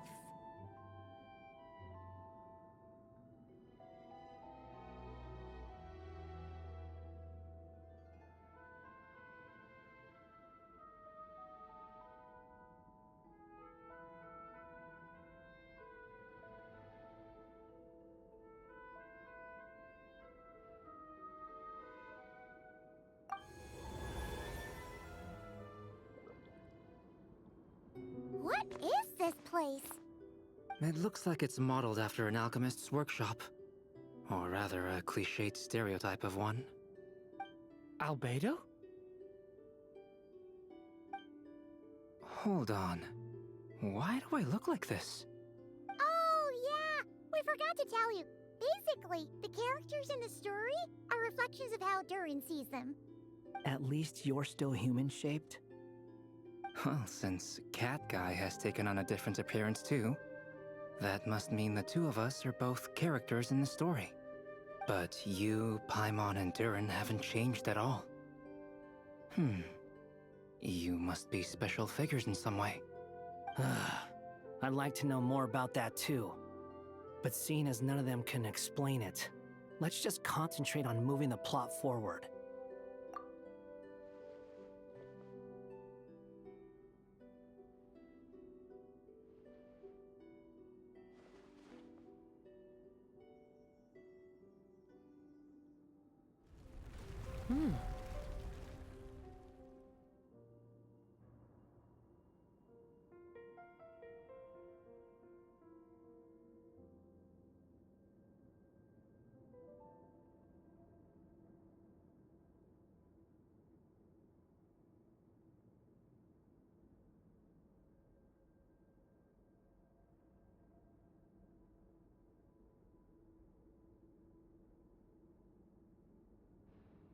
And just like that, the group stumbled upon a hidden passageway.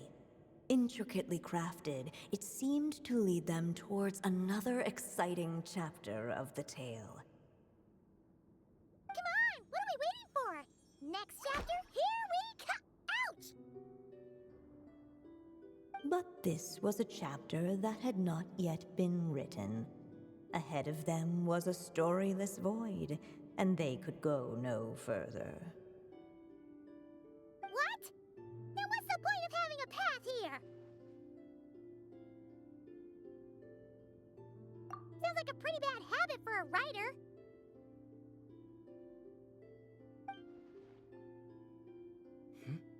Over here.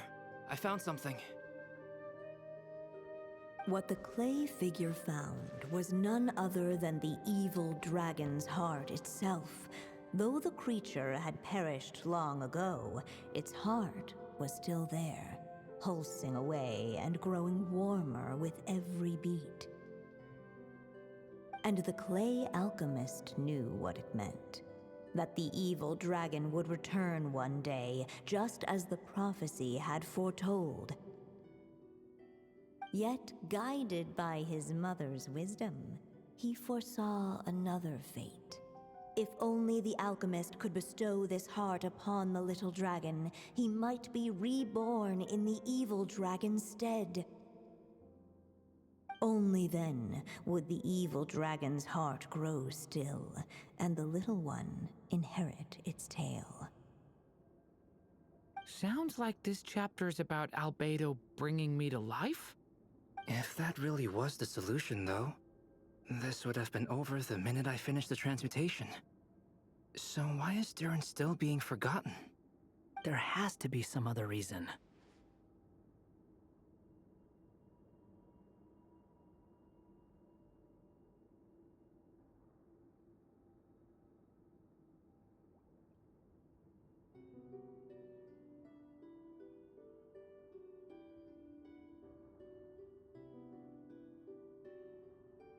Yeah, I'd like to explore the area a bit more.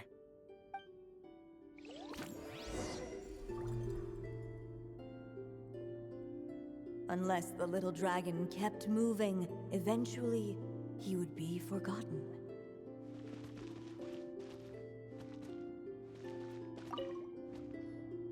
Do you think we could just destroy it? Be it the calamity headed for Mondstadt or my inability to leave behind a story of my own, doesn't it all come down to the fact that this heart never truly died? What if, here in this story, we could finally destroy it?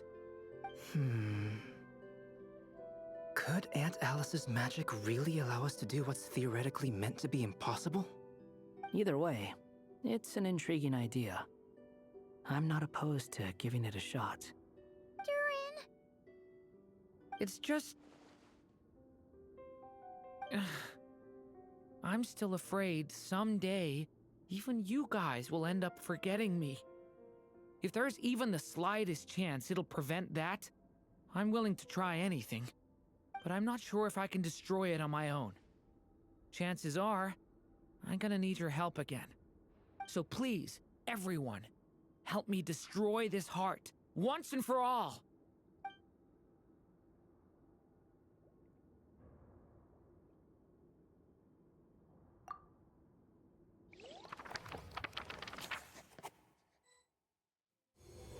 With the help of his friends, the little dragon destroyed the evil dragon's heart, using up every last ounce of his strength.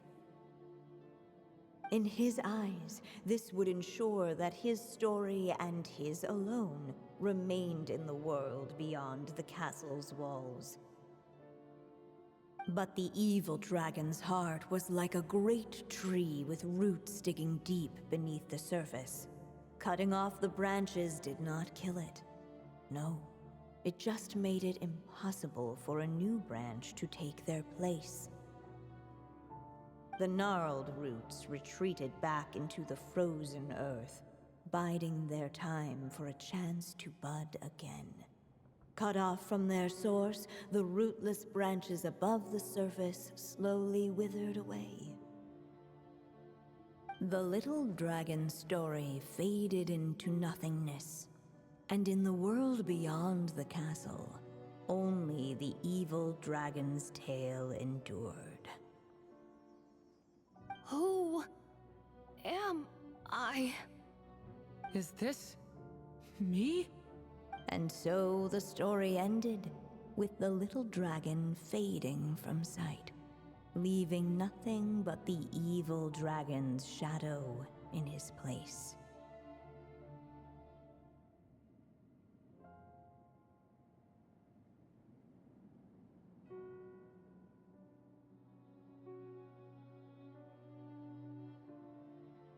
Oh no! That means Durin!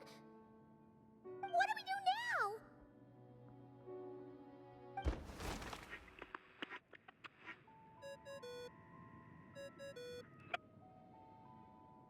Hello, children. If you're hearing this recording, it's because you've reached a certain ending. You may have noticed that little Durin's experiences have been written into the book. Well, you should know that in the same way, its ending will also be written onto him. So be careful. Triggering a bad ending could be somewhat problematic. Let me guess. You're upset that I didn't warn you earlier? Don't worry, though. I've thought it all through. I built a very special feature into this book. just for you, the witnesses of this tale. So, go ahead. See if you can turn back the pages. If you're not happy with the ending you've reached, just flip back a few pages and let the tale unfold once more. Pretty incredible, huh? That's the power of magic.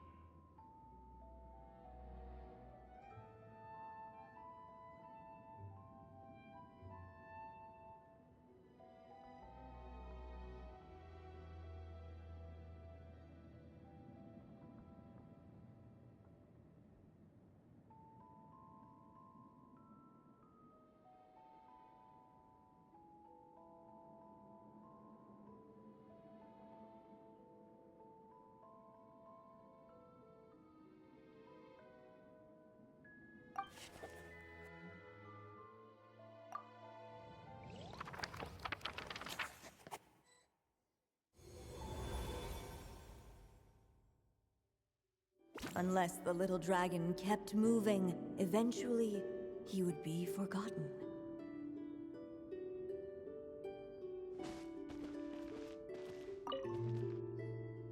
The evil dragon's heart continued to beat, as if waiting for the little dragon to accept it as his own. Looks like we have no choice but to get this done.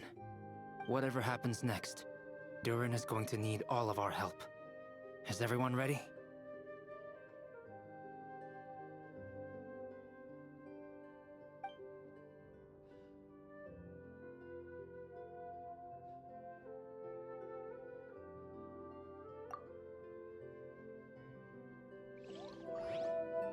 The little dragon and his companions blank. Blank again. Huh? What's going on? Are we running out of ink?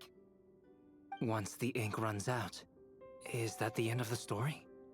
I had a feeling this would happen. What's happening to the others? Now that the story's ink was spent, all that lay ahead were blank pages.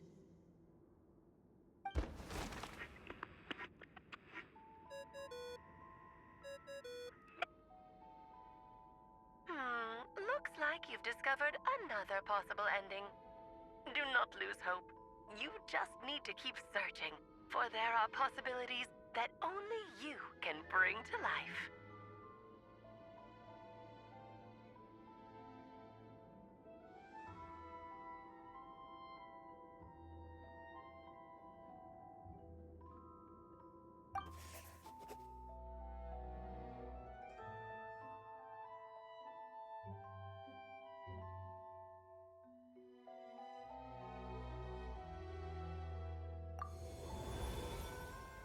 But didn't we already try all the options?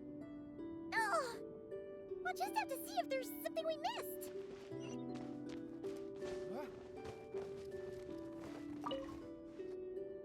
There you are. Oh, hello there. Hey, it's Mini Durin again. What are you doing holed up in here? I was worried I'd scare everyone off, so I've been hiding out here all this time.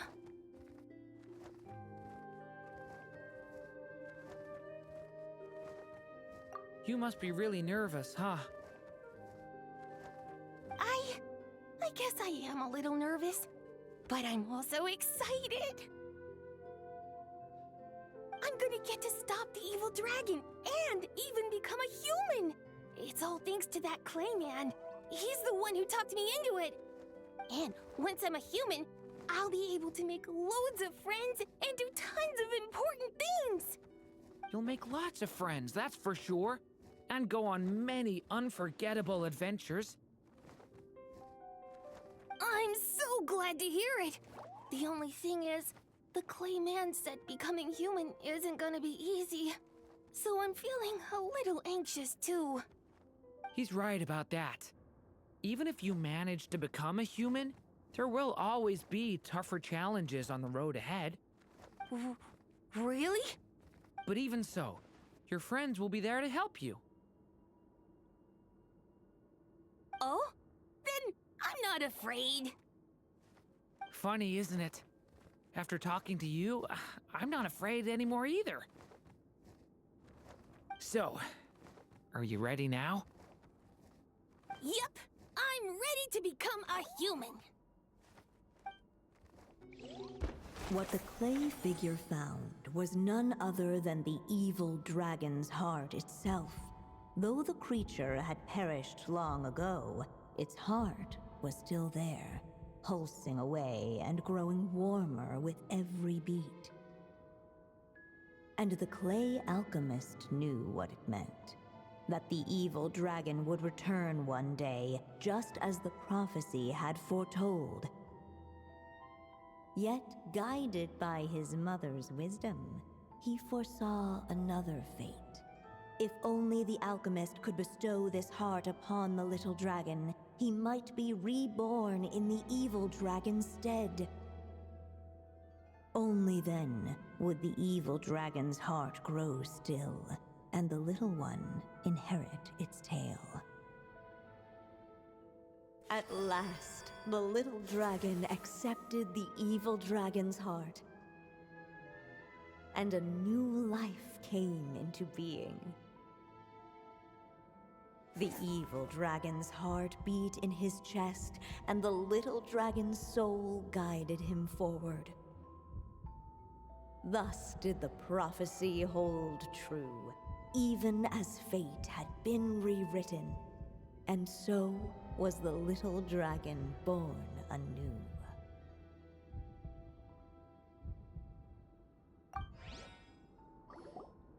Finally, a happy ending! That must be the last step, right? Woohoo! We completed the story!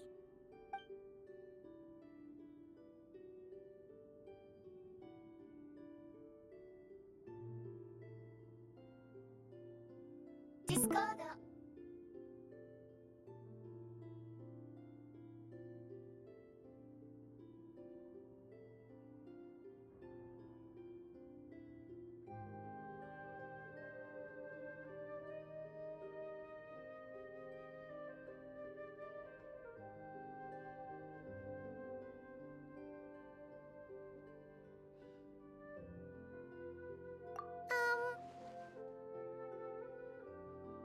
Born anew, the little dragon set off once more, his story far from over. Huh? So, that wasn't the end? What comes next might be the most crucial part of all. The real last step. If fate really is as devious as they say, then I say, show us what you've got. Wow! You're all so serious all of a sudden. Duran,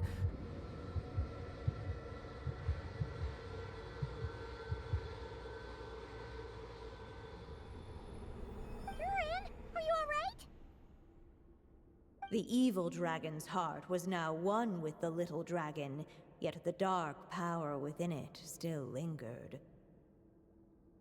Would the little dragon dare to hold this power back, or would he simply give in? Hey! What kind of question is that? Of course he's gonna control it!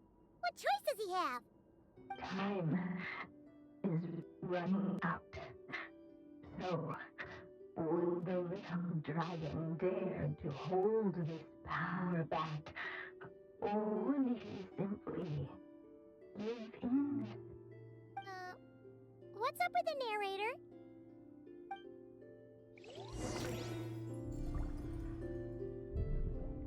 Would he dare to hold this power back? Or would he simply give in? The little dragon and his companions blank. Blank again. Huh? What's going on? Are we running out of ink? Once the ink runs out, is that the end of the story? I had a feeling this would happen. What's happening to the others? Now that the story's ink was spent, all that lay ahead were blank pages.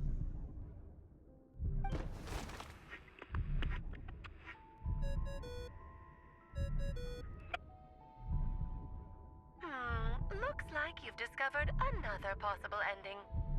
Do not lose hope. You just need to keep searching, for there are possibilities that only you can bring to life.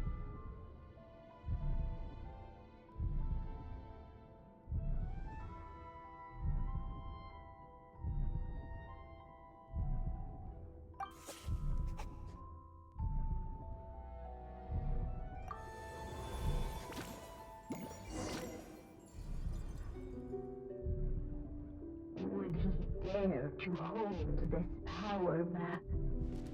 Or would he simply give in?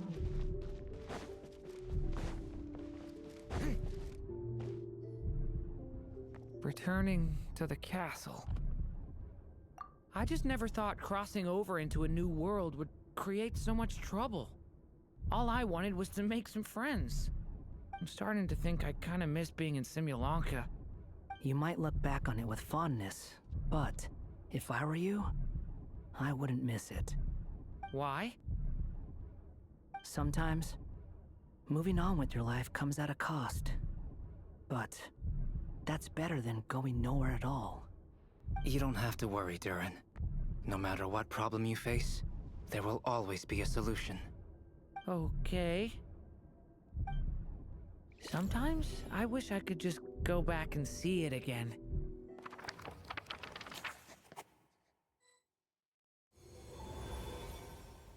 As the little dragon slipped back inside the castle's walls, the clamor of the outside world fell away.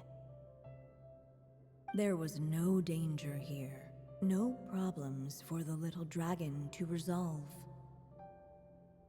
As soon as his mother finished her story, it was time for the child to drift off into the world of dreams. And so the story ended, with the little dragon fast asleep in his castle, just like he had never even hatched. What's going on? I feel so weak. Hey, what's happening? Durin, wake up!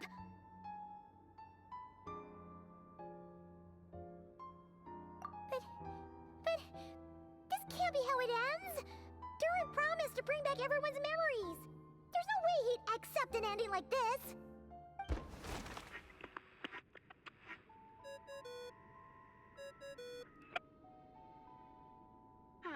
Looks like you've discovered another possible ending. Do not lose hope. You just need to keep searching, for there are possibilities that only you can bring to life.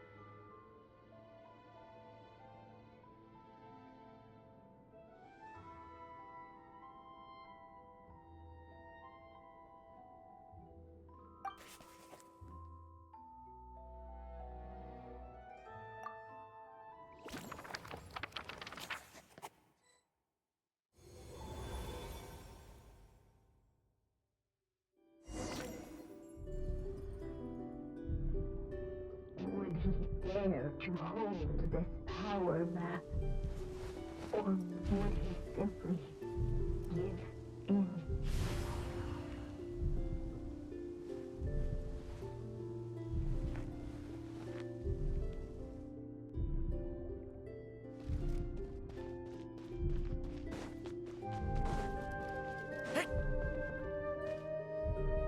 Not enough ink?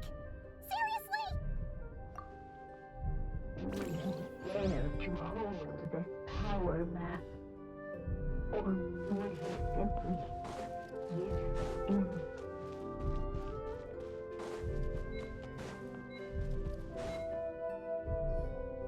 If we go this way, we'll be returning to the castle.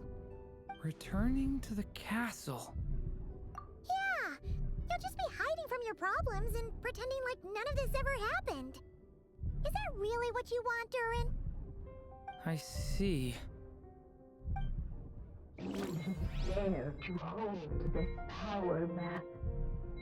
Or would he simply give in?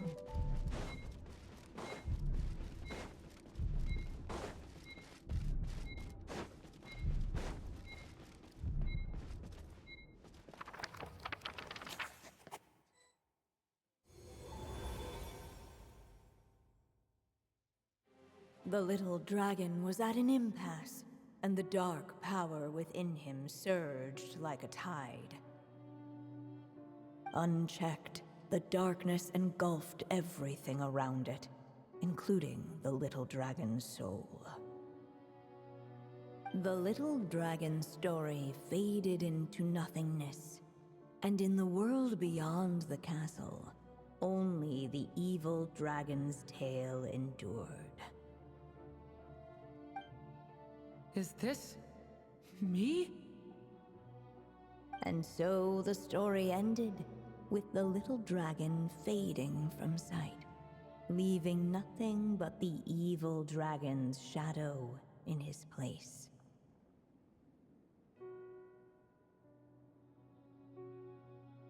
Oh no! That means Durin... What do we do now?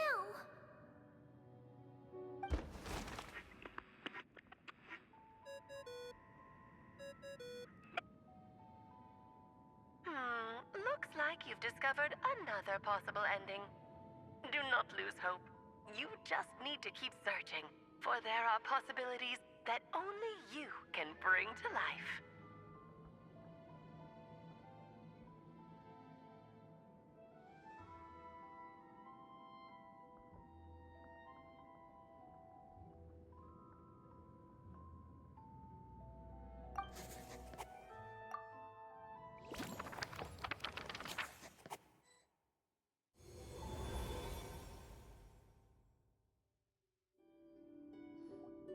What's going on here? Why isn't the story letting Durin just suppress the abyssal power? It keeps getting stuck.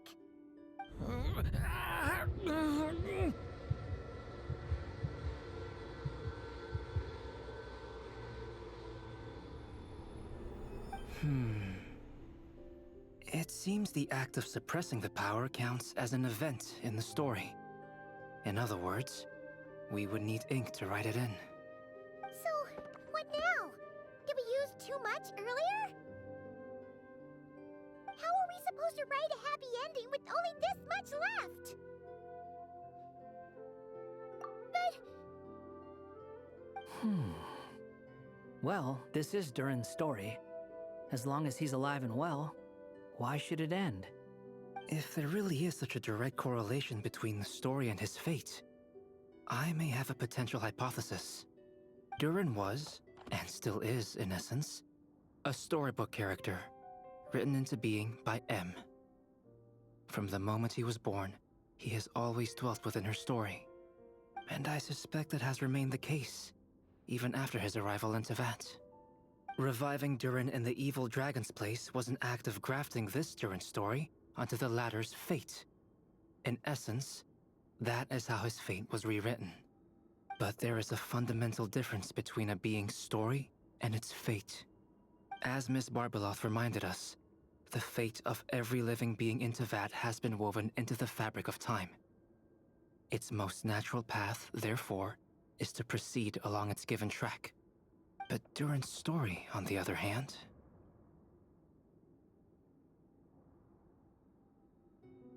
As Durin's connection to this world wore thin, not only have people started to forget him, he started to lose control of the abyssal power within.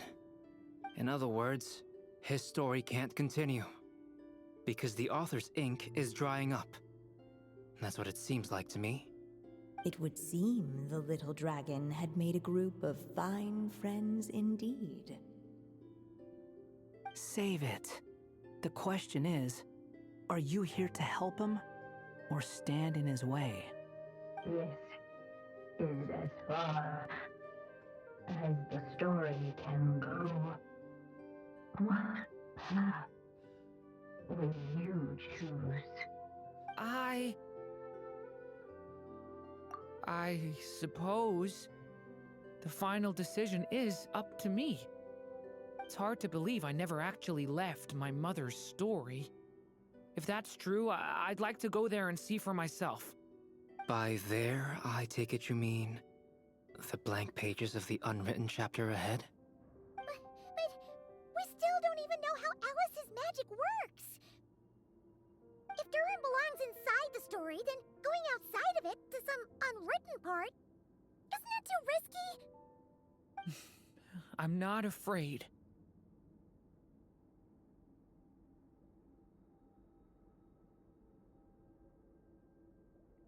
I second that. It would seem this is one answer you need to go seize for yourself. So be it. Whatever obstacles stand in your way, we'll tear them down together.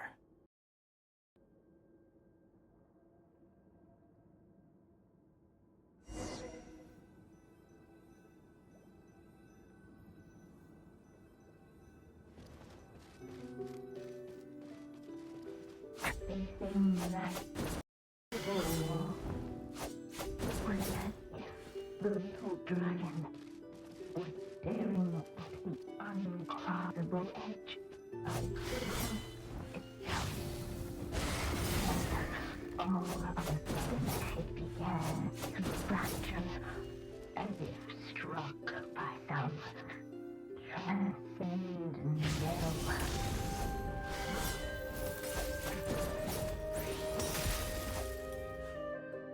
Gotta keep going.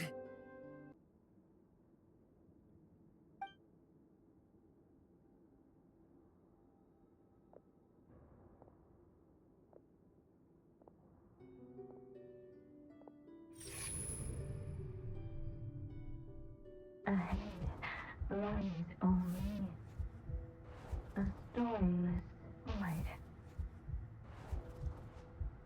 My consciousness is slipping away. Keep going, Durin. A pure soul is your essence, not an empty void. I feel so weak. Stand tall, Durin. You are not some amorphous idea. The body I made for you is flesh and bone. Am I truly alive? Yes, Durin, but you must keep going. You're as alive and real as I am.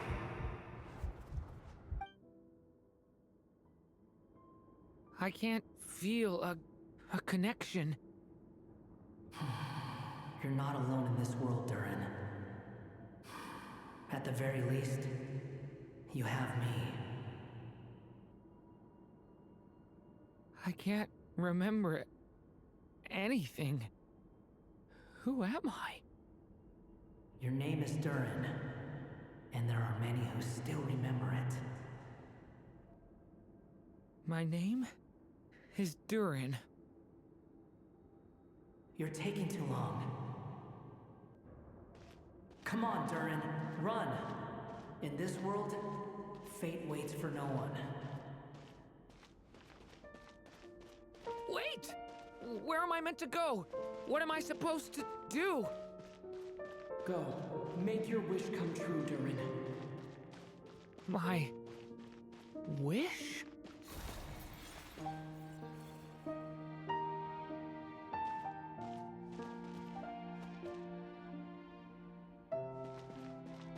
Your story's not over yet.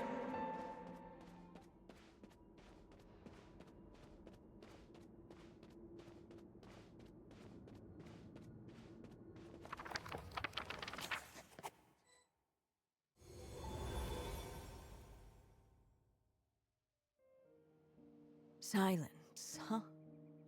Have you nothing to say about my proposal? Let me get this straight.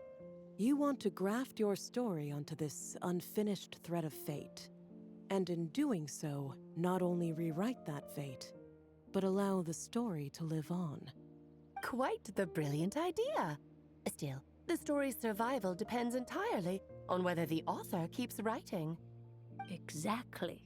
And the moment foretold by the prophecy is still centuries away. I see. I thought my own ignorance might be the problem.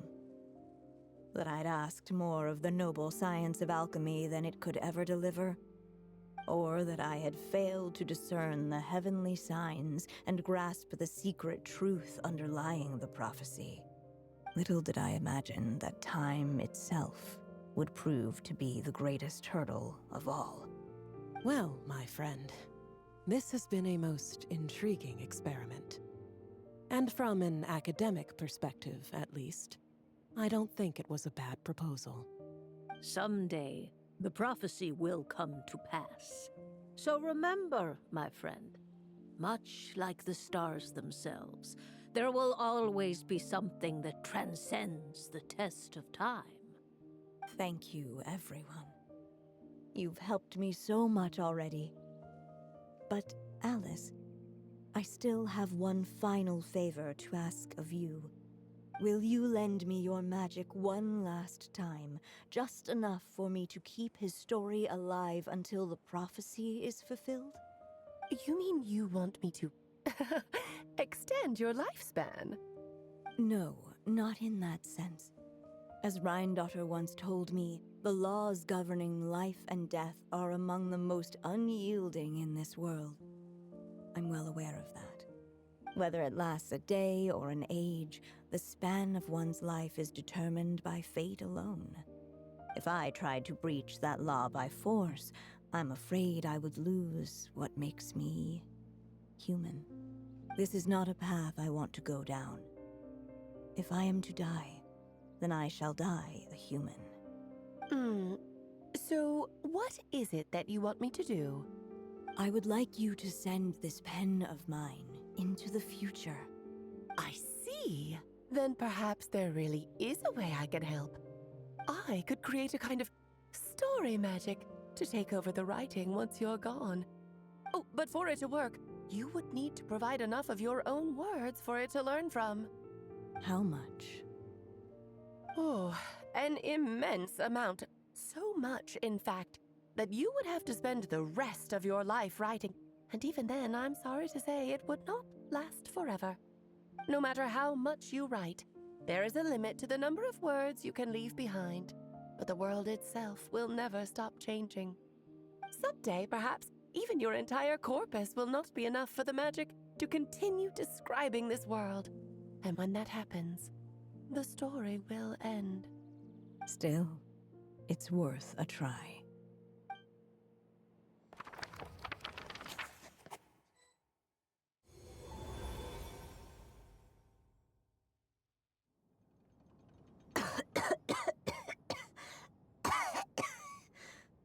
Oh, my dear Anya.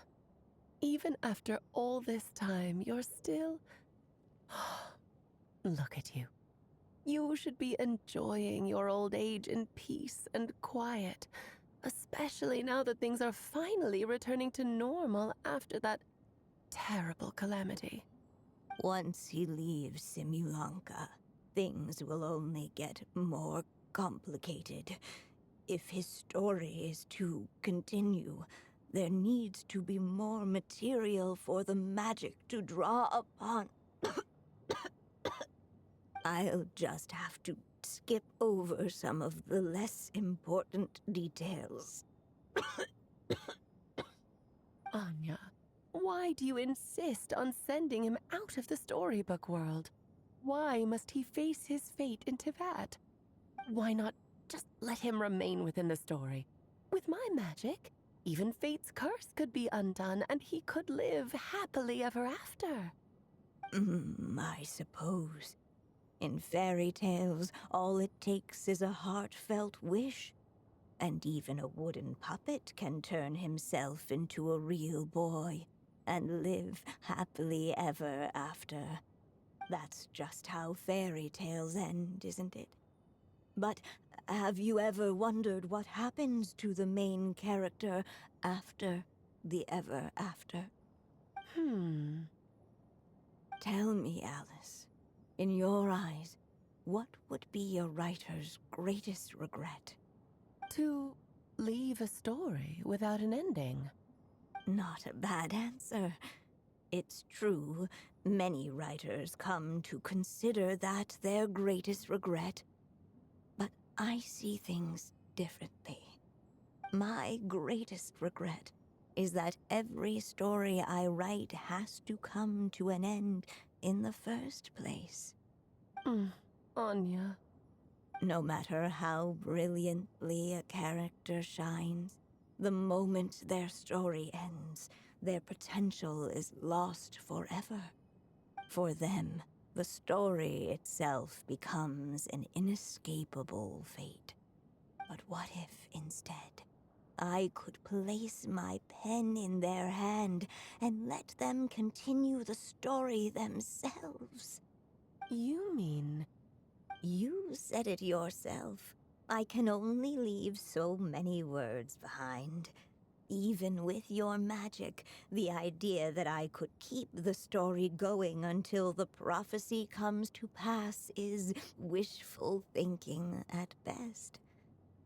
But I've found a way to use your magic to transform some of my finished stories into a special kind of ink. This ink is a magical medium he can use to complete the story the way he wants to. For what is storytelling but another kind of magic? And if he can experience the whole tale himself while leaving behind his own wishes and aspirations, even once he reaches the chapter where I stopped, he'll still be able to carry the story forward on his own.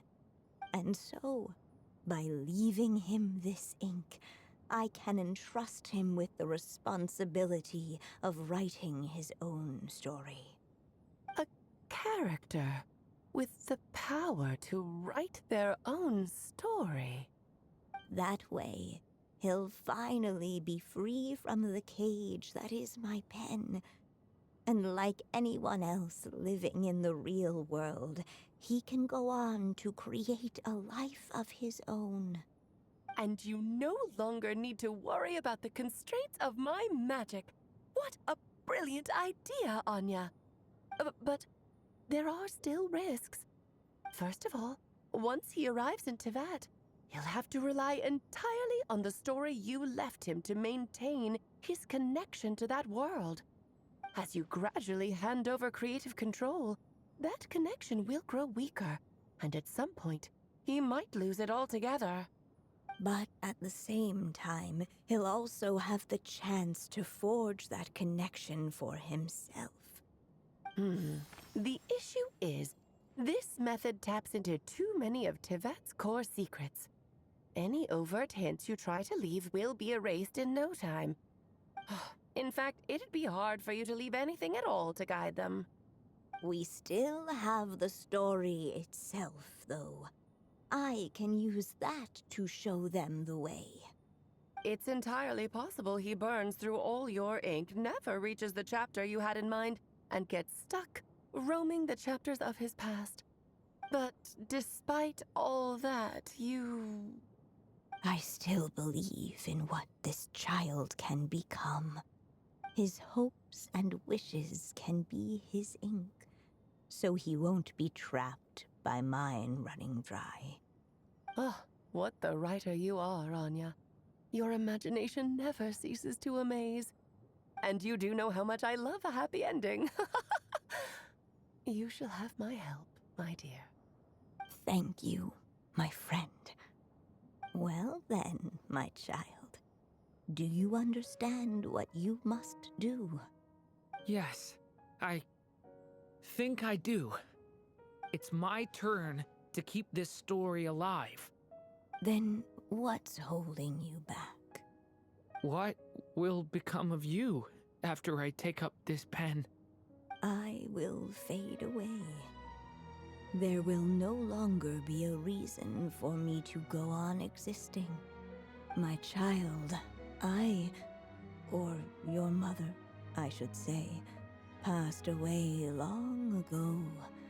The voice you're hearing is nothing but a magical echo that has now fulfilled its purpose.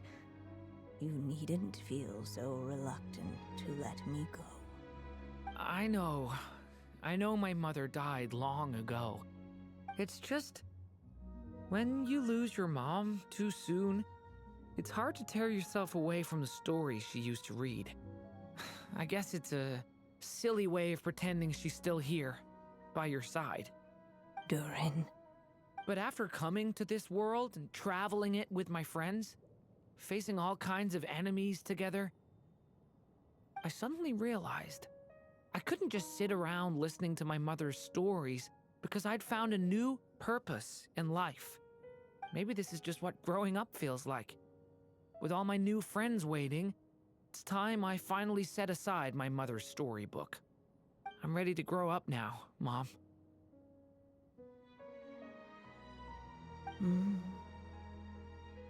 Then take this. A gift I should have given you a long time ago. You've witnessed this story from the very beginning.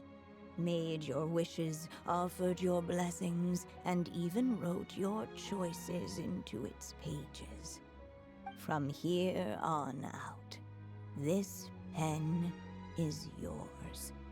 Now I ask of you, the other pillar of this story, as both its reader and its witness, will you turn the page so the next chapter can begin?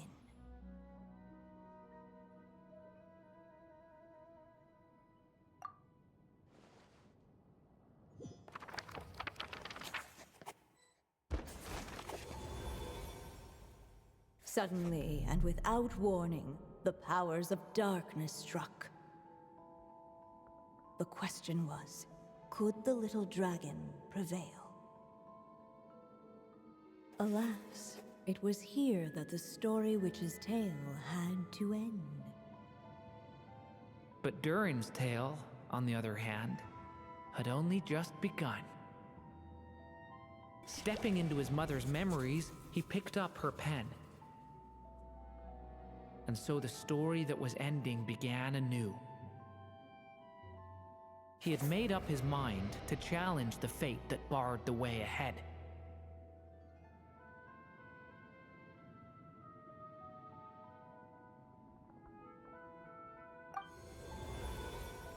Looks like this is the final step. A chance to strike back at fate? Now that's not something that comes knocking every day.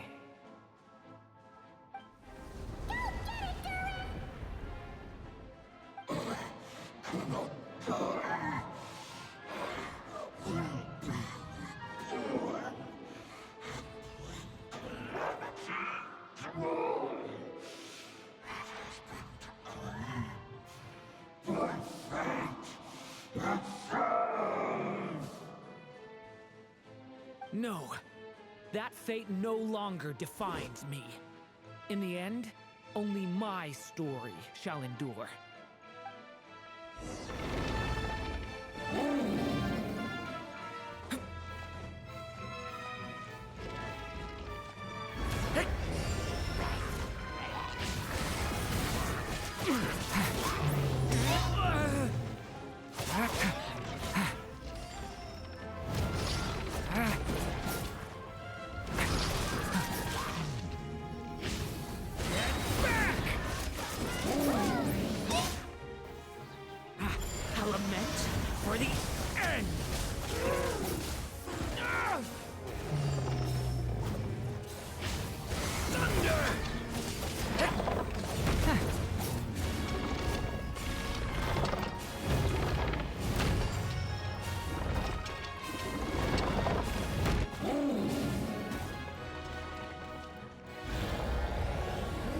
Dodging this one.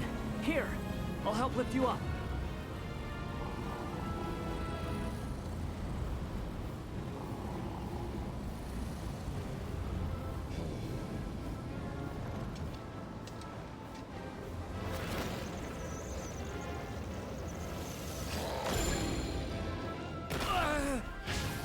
Only my story shall endure.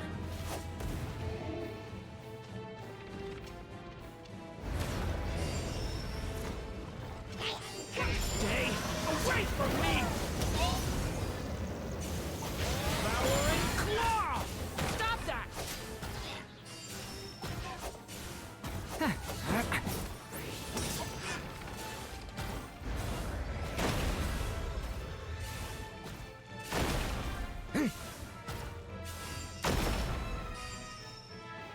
Looks like there's nowhere to hide.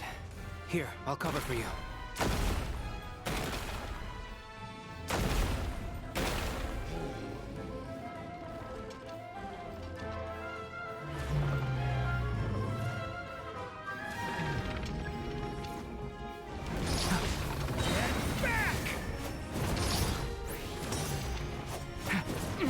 Stay away from me! This time, the light prevails.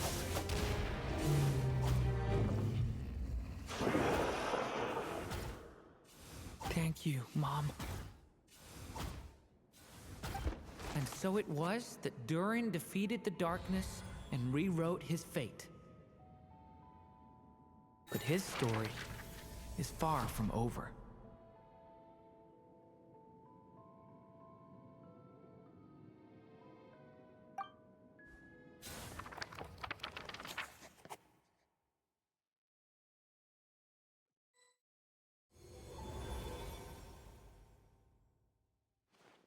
Is everyone okay? We're fine, thanks. And hey, we all saw how you fought back there. That was awesome!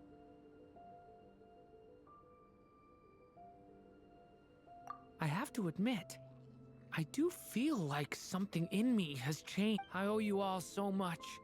Without your help, I don't know if I could have ever made it this far. Just a shame I could only help out from the sidelines. Like I said before, it's not every day that you get to put fate in its place. Well, I'm sure you'll hear it someday. Hear what? The chance to strike back at fate knocking at your door. Yeah, maybe someday. Allow me to just check one thing.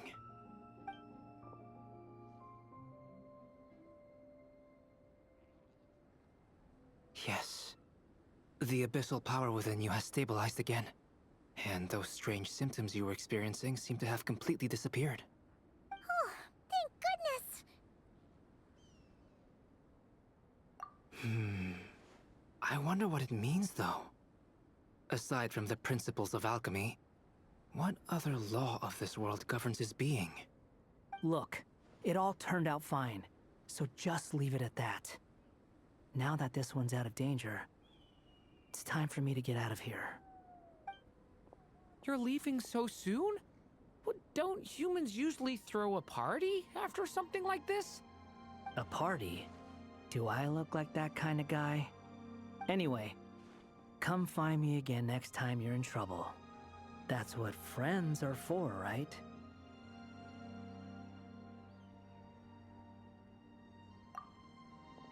In a way, though, he is right. This is Durin's moment to celebrate, not the time for academic discussions. Hey, I don't blame you for asking. And honestly, I'd be perfectly happy to talk about it. It's just, I wouldn't even know where to start. It's all right. I'm sure we'll get a chance at some point. After all, your story's only just begun. All right then. Traveler and Paimon, we'll part ways here. Given the extraordinary nature of the things we witnessed today, I need to make sure it's all recorded properly. Okay, see ya! So, it's party time next! Huh?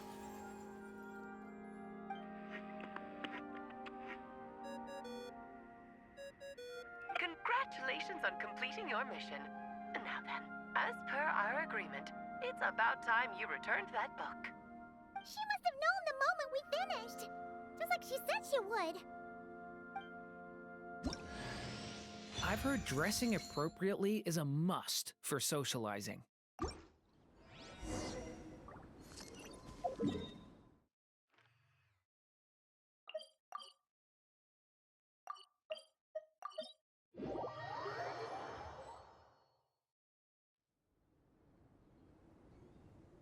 Oh, my writer and witness.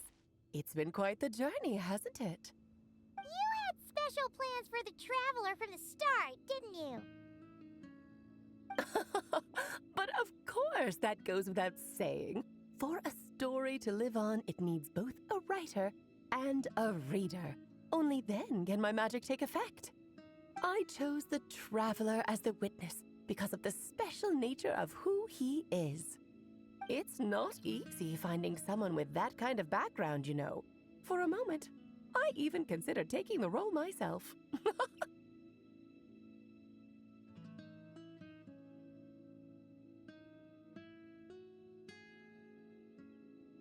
At least it made for an interesting story, right? Huh? What are you doing here, tone-deaf bard? With the Hexenzirkel carrying out such a risky experiment in Mondstadt, it didn't cross your minds that the Animo Archon might be slightly curious? Sorry for the trouble, Lord Barbados. Think nothing of it. I dare say the Animo Archon quite enjoyed coming along for the ride. Now then, as agreed, let us see the fruits of your labor. Here, please take a look. Well. Somehow, despite all my careful planning, it still turned out to be full of surprises. It never even crossed my mind that Rhindotter's child would be capable of handling that kind of alchemy in her stead. When he asked for help with the materials, oh my, I nearly couldn't believe it. If only the others were here too, we could all celebrate together. I'm right here, you know. The only one who hasn't responded is the one busy stuffing her face over there. Is that you, Barbie? A little late to the party, don't you think? Come here, child. Let me take a closer look at you. All right, Aunt Seer Witch. Here I am.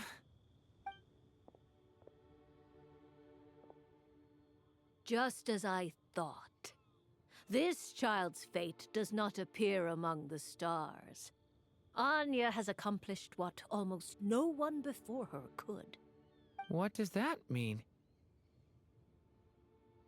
Child, all you need to know is that you're very lucky indeed. Oh.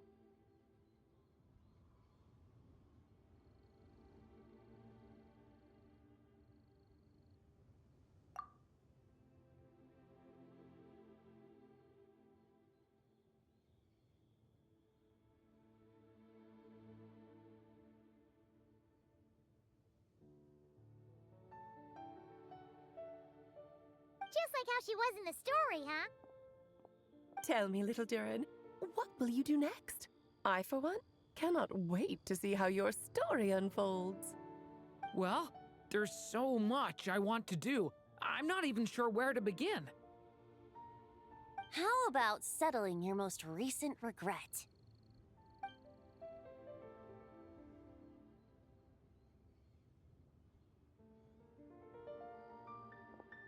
Not so fast, tone-deaf bard. What exactly did you just tell Durin to do? To make the long overdue wish come true. Thank you once again, Alice. How much time do you have left? I believe these should be my final moments. Just enough time to say goodbye to my dearest friend. This feels like having to say our final goodbyes all over again. I don't like it. Not one bit. I don't know how to respond to that. Strange. You were always such a cheerful figure in my stories. I even dubbed you the Merry Witch, you know. Oh, please. You know full well it was your stories that first taught me what true pain and sadness felt like. Aside from saying goodbye to me, shouldn't you also leave a few words for the child? Since the book will be his to continue, why don't you write him a little parting note? There's no need. His mother already did that long, long ago. All that remains is for me to convey it on her behalf.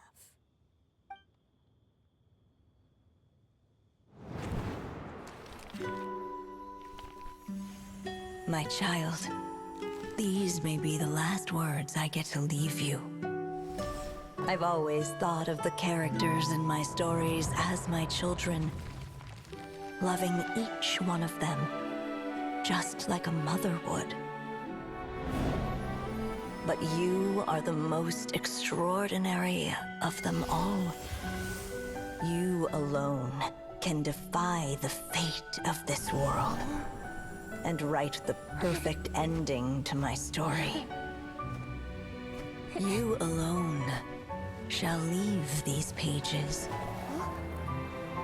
for a future I will not see. Still I say to you, fly, my sweet child. Just like a forest breeze yearns for the open sky, head into the unknown and seek an adventure to call your own. If you meet a dragon bright as 1,000 jewels, dance through the air together. You are not alone, for this world has accepted your place in it. Do not lose heart. You still have many wishes left to fulfill.